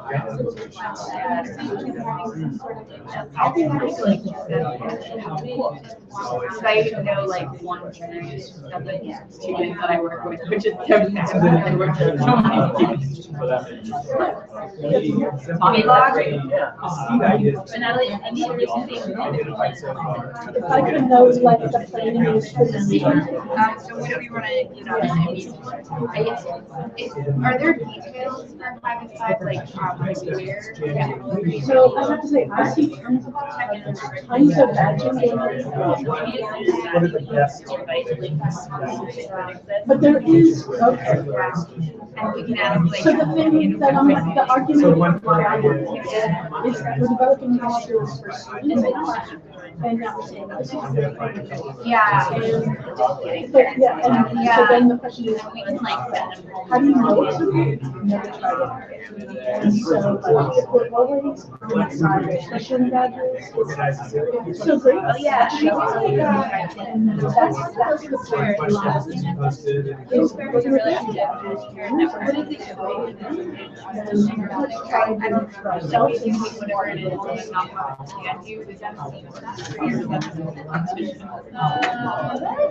Well, I was just wondering because I haven't seen it address. I don't remember the name of that. I'm not calling parents that I don't know, but we could like have some help like the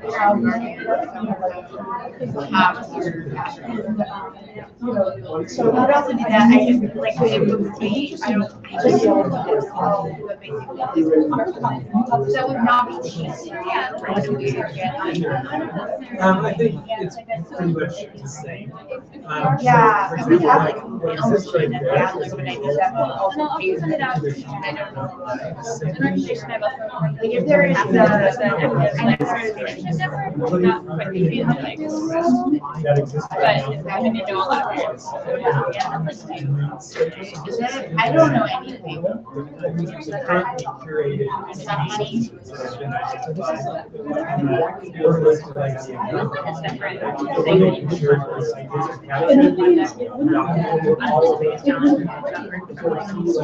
You have.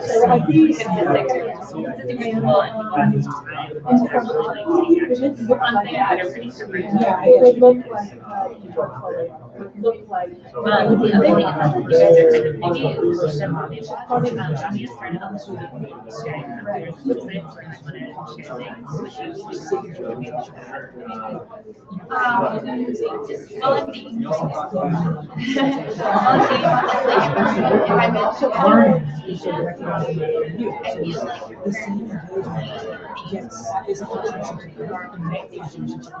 they might be like even if they're not even if they're like really that out there, like what is that?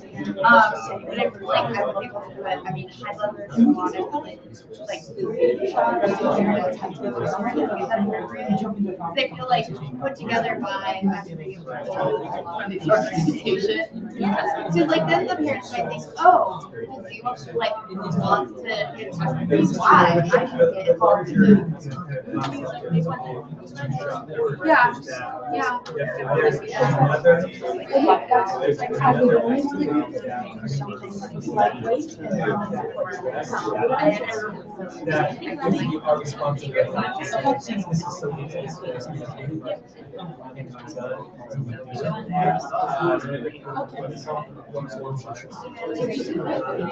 Yeah, thanks.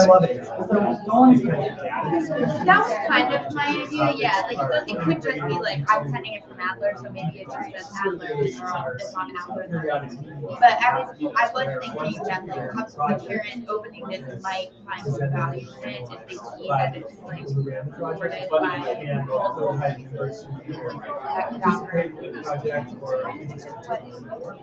So one thing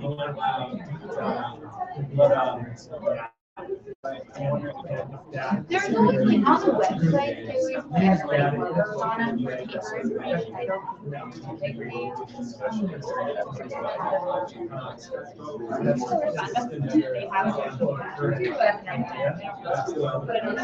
Like if there's students that have the personal connections, like necessarily the parents, that's what we're hoping they know. Yeah, like I think that I don't know. I bet like 50%. Even though in our summer internship program we always have an end of summer event, which I'm like from the very beginning. You can invite your parents and your friends to show this off. I think I said this at one of our business meetings. Like, they don't like half the kids don't even tell their parents what's going on. Like, and I wonder if their parents know where they're working. Yeah. Get your act together, man. Like, tell your mom what you did. I know she's next. I met her. Exactly. Like, yeah, whatever that does look like, I still feel like parents at least feel like they would be able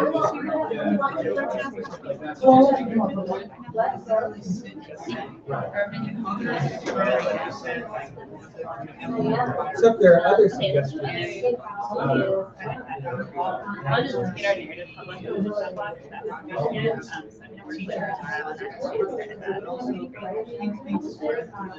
To reposting the Google form for the survey for other organizations, let's get all of our internal district organizations the opportunity to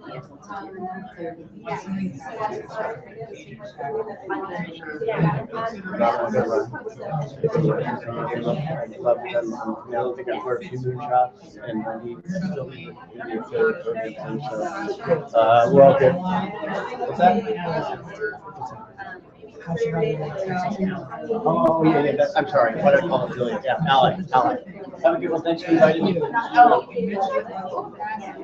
Yeah, it's not a huge deal. I also just had a good idea, which I don't know why I didn't appreciate before, but when we are thinking about their I have parents, actually usually reaching out to them. So links to resources.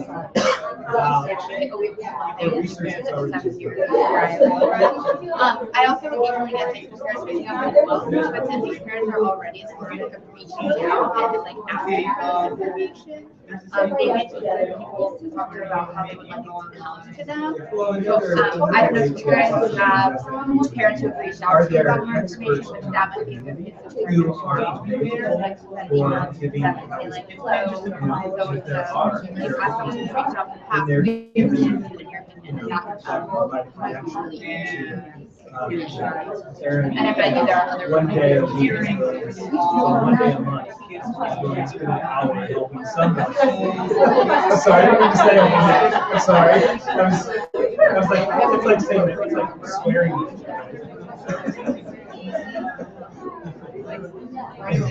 Yeah, we were just talking about me.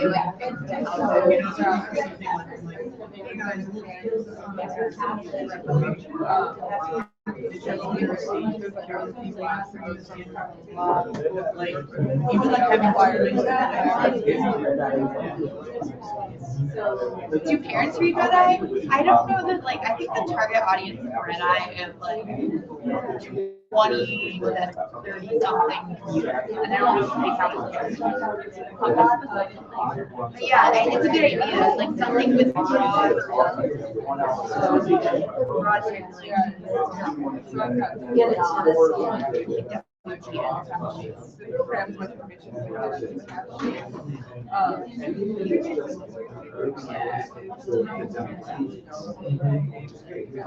What age are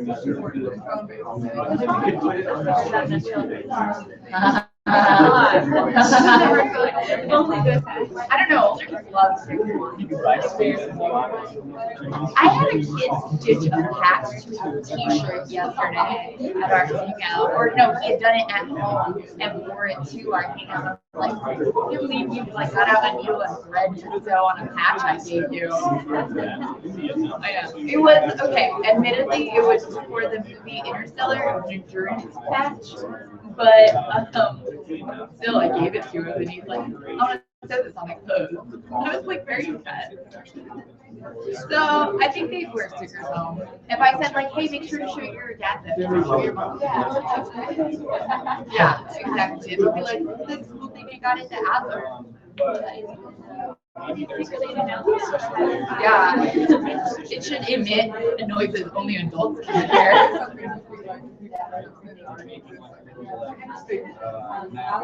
Yeah. I like that. Let's just take all the Dunkin' and Subway coupons out of the Red Eye or whatever.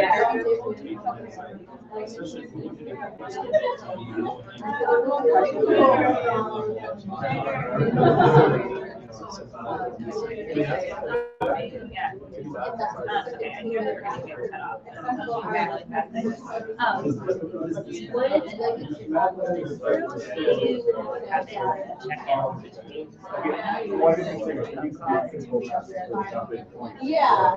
Yeah, because it's not, it's very big, it's my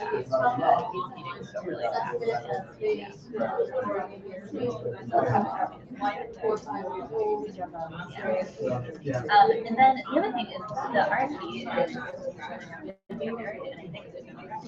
I want this to generate some ideas, but if you just hear ideas that are happening in our group, I know Julia and I have planning for a project that's like probably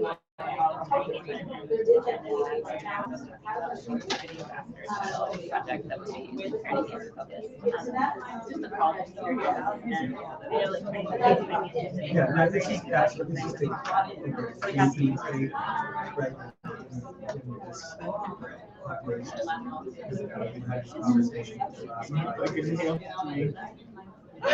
Everything's gonna be like, the Chicago case doesn't exist.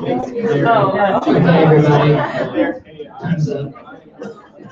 It's 11:37, so we're gonna wind down conversations in the next minute or two.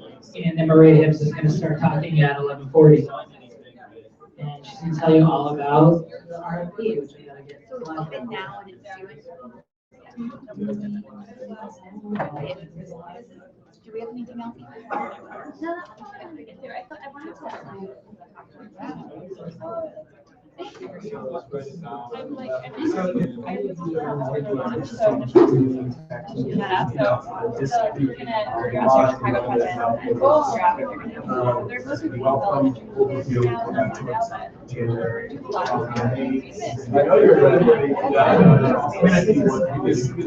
What's your programming look like? So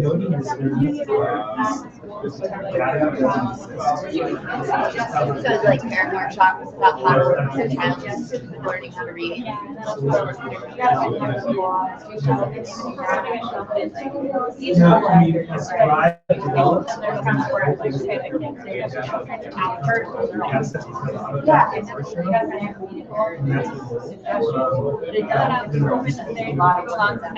not going to mind it right now, but I have situations that okay, because we're introduced it. Why not?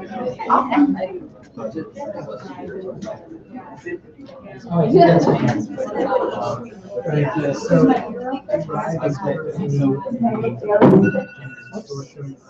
I think it fix your, Coolio, it's Maria Hibbs time. 1 minute for some Maria Hibbs action. We're talking about this. I think Let's give it up, folks. We got me read. You're really high expectations. I'm so disappointed. Oh, yeah, good call. See, this is part of the problem. No, it's not. Yeah. There he is. Here, I got a little, oh.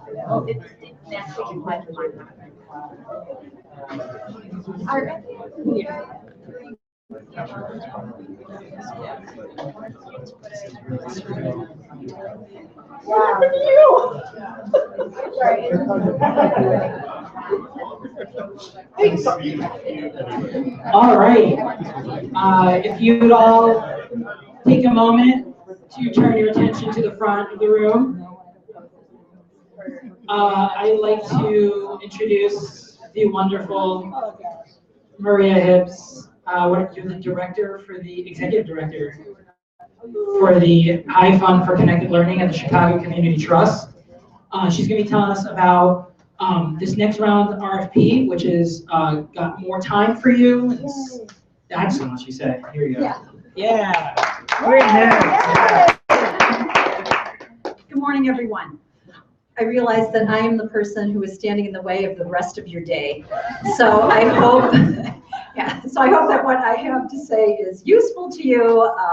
And thank you, Robert. Thank you, everyone. One thing that I just wanted to start off by saying is it's often confusing, especially if you're fairly new to the Hive, that there is a distinction between the Hive Chicago Learning Network, all of you, and the staff that Sam heads, and the Hive Chicago Fund for Connected Learning, which is at the Chicago Community Trust and where I will get my paycheck starting December 1st. So they are two separate things.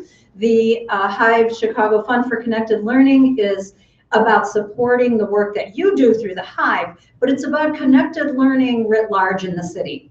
So there are certain grants that from other pots of money we might make to Cecil, or we might make to some other connected learning type projects. So, so just to make that distinction for you. And the big thing is the twice annual RFP that we issue for all the wonderful work you do. And I really enjoyed being part of today's meetup and seeing the progress that a lot of you are making on the projects that we funded from the last round. It's exciting because all I do, I see them on paper, and then to see what you're starting to do and that progress is indeed taking place is exciting to me.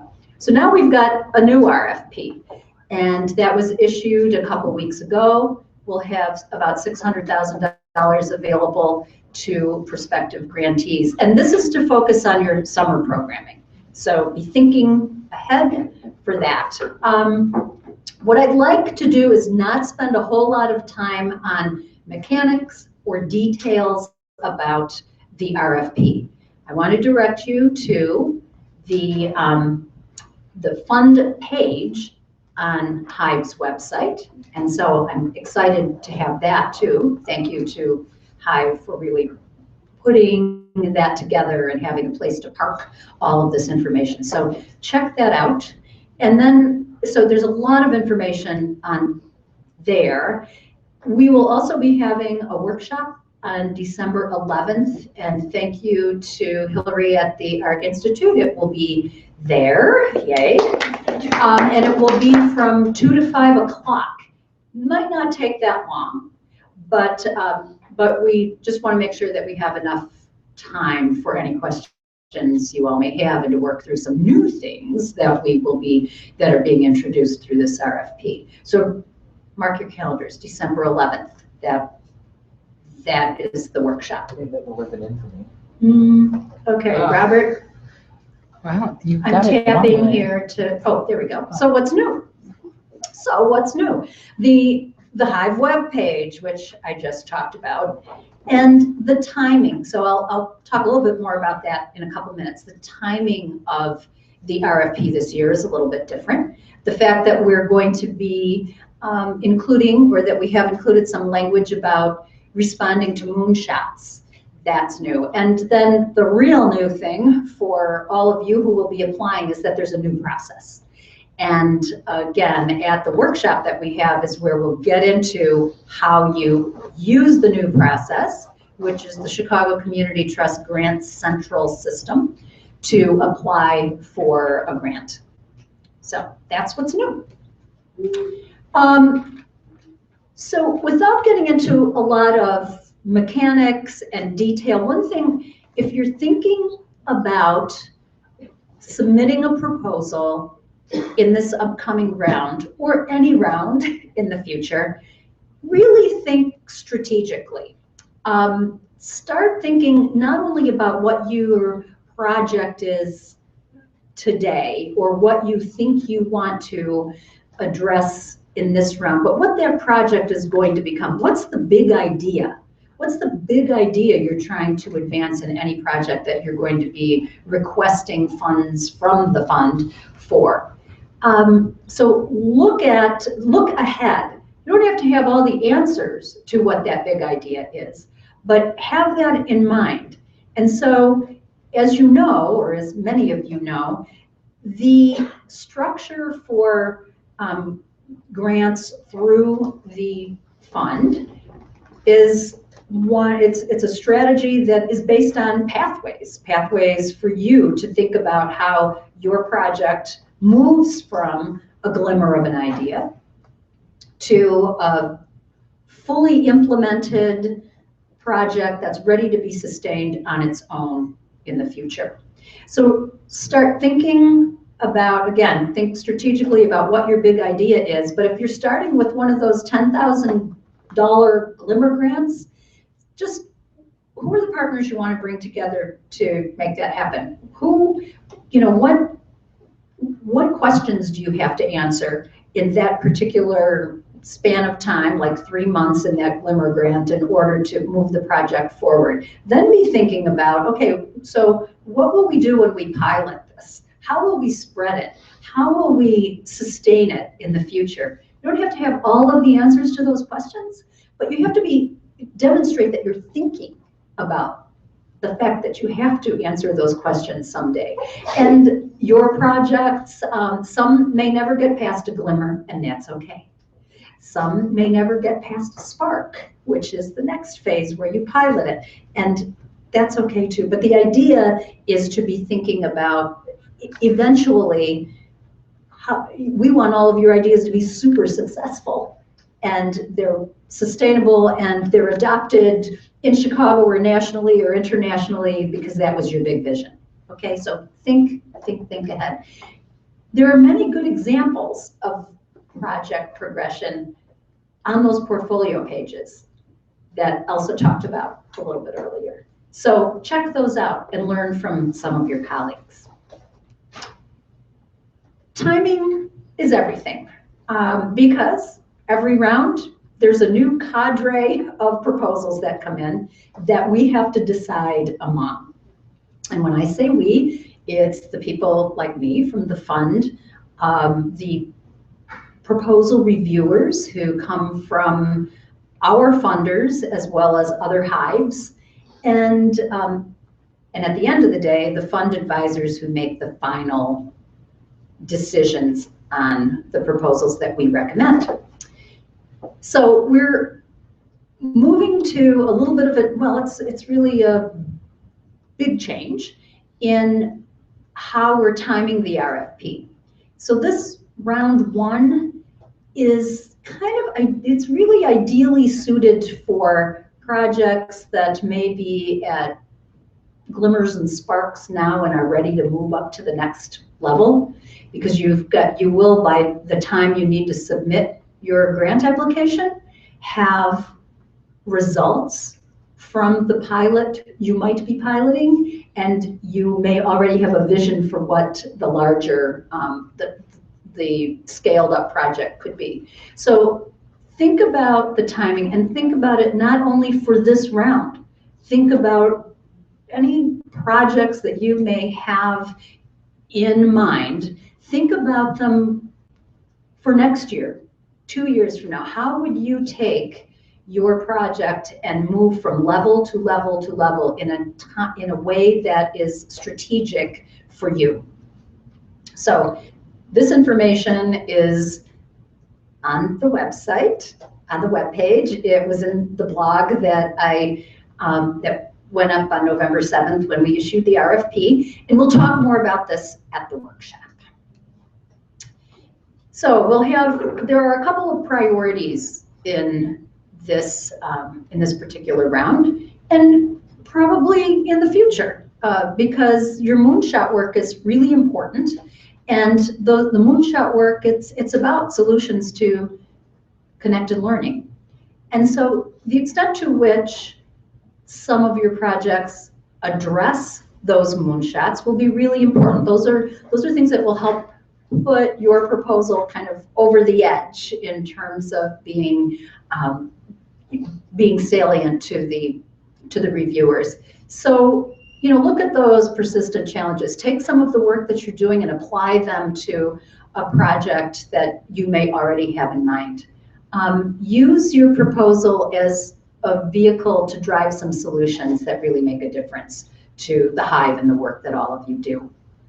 And as we pointed out a couple of times already this morning, that this link is where you would find more information about the Moonshots. And finally, or in addition, Chicago City of Learning is a priority. And really, in so many ways, Chicago City of Learning is, and Hive are kind of embedded with each other. They're important ways to move connected learning forward, and we do that together. And Hive and Chicago City of Learning together really positions Chicago as a great leader in the connected learning movement across the country. So CSOL is a pathway to making connected learning a reality, just as Hive is. And so by linking the two, by working and participating in CSOL, it's a great platform for you to be able to promote the programs that you are trying to attract kids to this summer and throughout the year.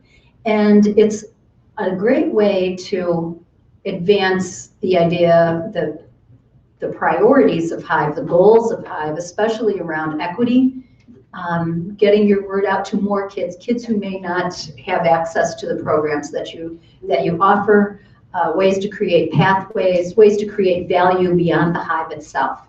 So think about CSOL in that way as being a great partner in being able to execute your programs and work with kids who are in parts of the city you may not have access to, and create the pathways that that make learning visible and new opportunities visible for the young people you work with.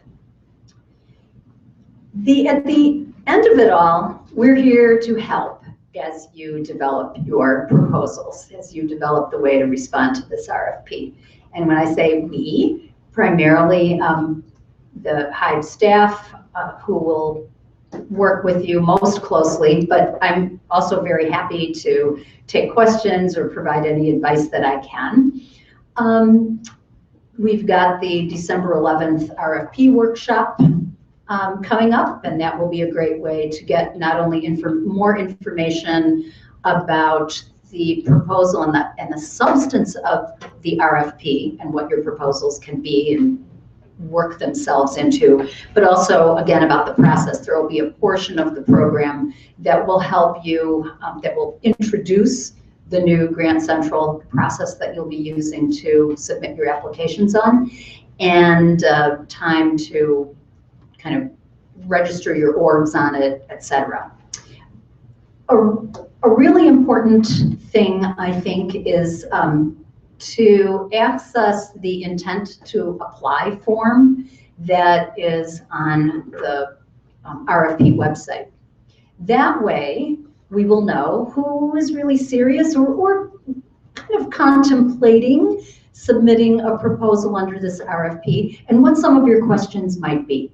So if you would fill out that form, that would better help position us at the workshop to be able to answer questions and address issues that are really relevant to you.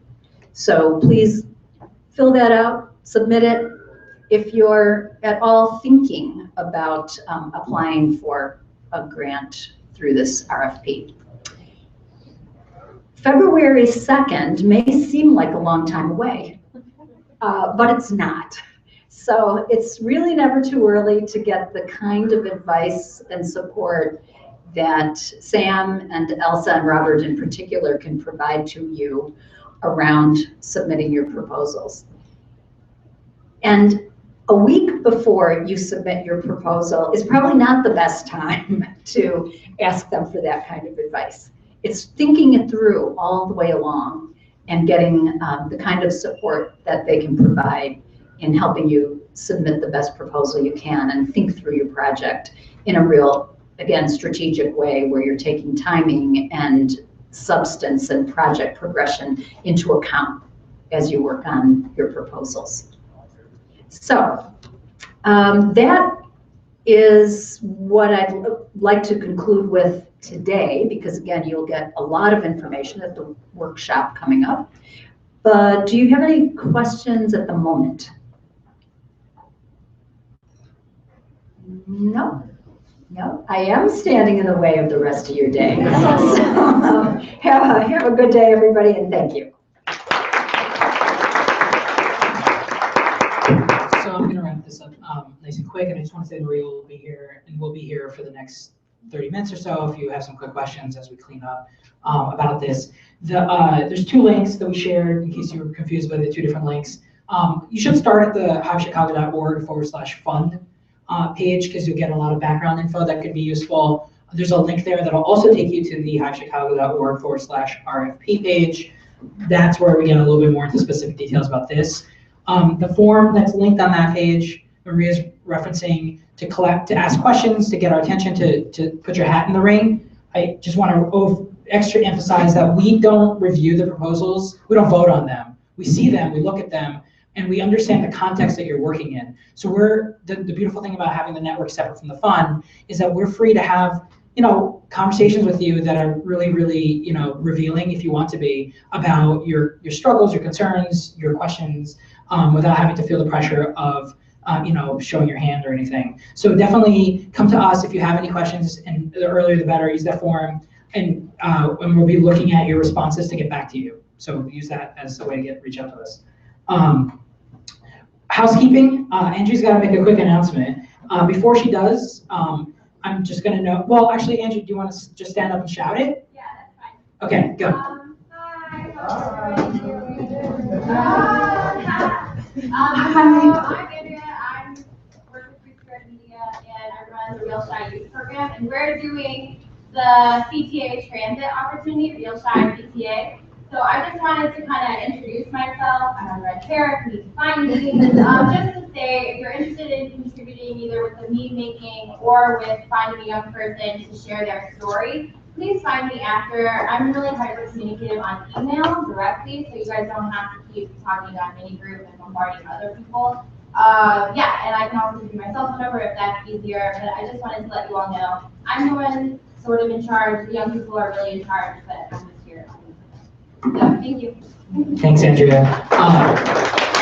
That's an awesome project. Added some of the Moonshot work related to transportation, and you can find her original post on Minigroup. And if you have interesting things to add to the conversation, please do use that space. But for specific details, reaching out to her directly. I think Kyle has opened up Chromebooks and has iPads on your desk for feedback forms. Feel free to start giving us feedback now as I wrap this up. Your feedback is very, very valuable to us. It doesn't have to be long. It can be quick, boom, boom, boom, comments. So keep it short if you need to, but anything is always useful to us. I wanted to touch on membership. Yes, I received all of your applications. If you're really nervous about it, let me know. I'm sorry we haven't been that communicative about it, but it's been a busy period and we're trying to move as fast as possible on this stuff. The two top level things I want to let you know is three, there should be a third bullet point, which I forgot to add, which is just that, what I just said, and that we'll be getting back to you probably before the end of this week. If you do not hear from us before the end of this week or early next week, in the next couple days, there are possibly two issues. One, your spam filter is blocking us. So make sure info at Hive Chicago is like a trusted source for you. Or maybe there is an issue and I didn't receive your application. Contact me if you think you should hear from me and you don't. The second is if you are part of a parent institution, if you're embedded inside of a university or some big center or a gigantic museum or whatever, somebody else is managing your grants and your budgets, or if you're just a subsidiary, please make sure that organization applies as an ally. It's a formality that just gives us a contact person that we know who to work with at your organization, because we'd really like to start being thoughtful about how we coordinate multiple organizations under the same parent. Finally, the webmaker profiles are an important part of the new application, only because that's where our badge is hosted. And we really want to use this badge as a way to recognize people who have contributed to the network and also make the things that are valuable to Hive evident and apparent to everybody. So please make sure someone from your organization has that badge and has a profile that they can share so we can find it and profile it when we need to. That's all I want to say about membership. We have some upcoming events happening that are there, the most important of which is Hive 5. Please do not miss that date. But also, Sam Dyson is part of the chair, is one of the chairs for the DML conference this summer in LA. So those proposals for sessions are due on December 1st. Get those in. I think there are 101 awesome ideas for sessions in this group. Let's get some proposals in there. Let us know if you're submitting, just so we can coordinate potentially, especially if you're looking for other people to sit on a panel with you or be part of the session. Okay, that's really it. Please fill out your forms. That way you have something. You have a bag and this. What do you want to say? No, just make sure. Make sure your Moonshot accountables, the guys who are running the tables for the different Moonshot groups, have your feedback forms, or give them to Kyle.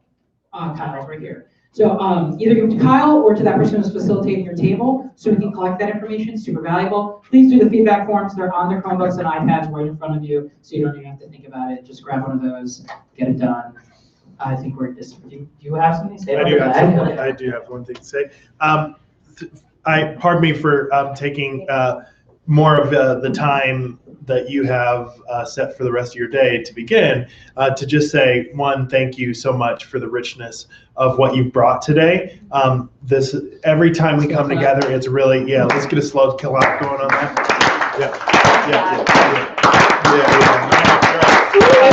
So this is great. Seriously, no sarcasm here. energizes us. This is the work of the network coming together, and we vibe off of it in a major way.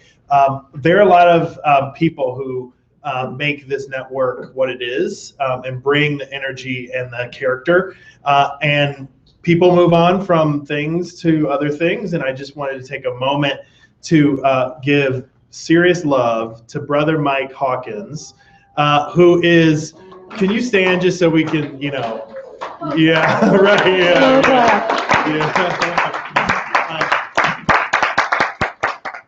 When you think Brother Mike, you think revolution, because that's his MO. And he is moving on to an exciting venture on the north side at Evanston, is going to continue the revolution there, not be separate from us, but we just wanted to acknowledge the extraordinary role that you played as part of Digital Youth Network, a core partner and member of the Hive, and just, you know, what you brought to the network since before it was a network, really.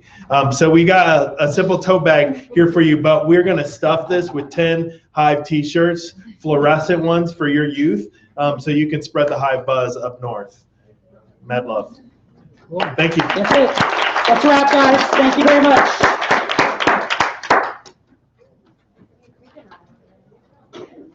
Feedback forms, please. Please tell us how awesome Tara was.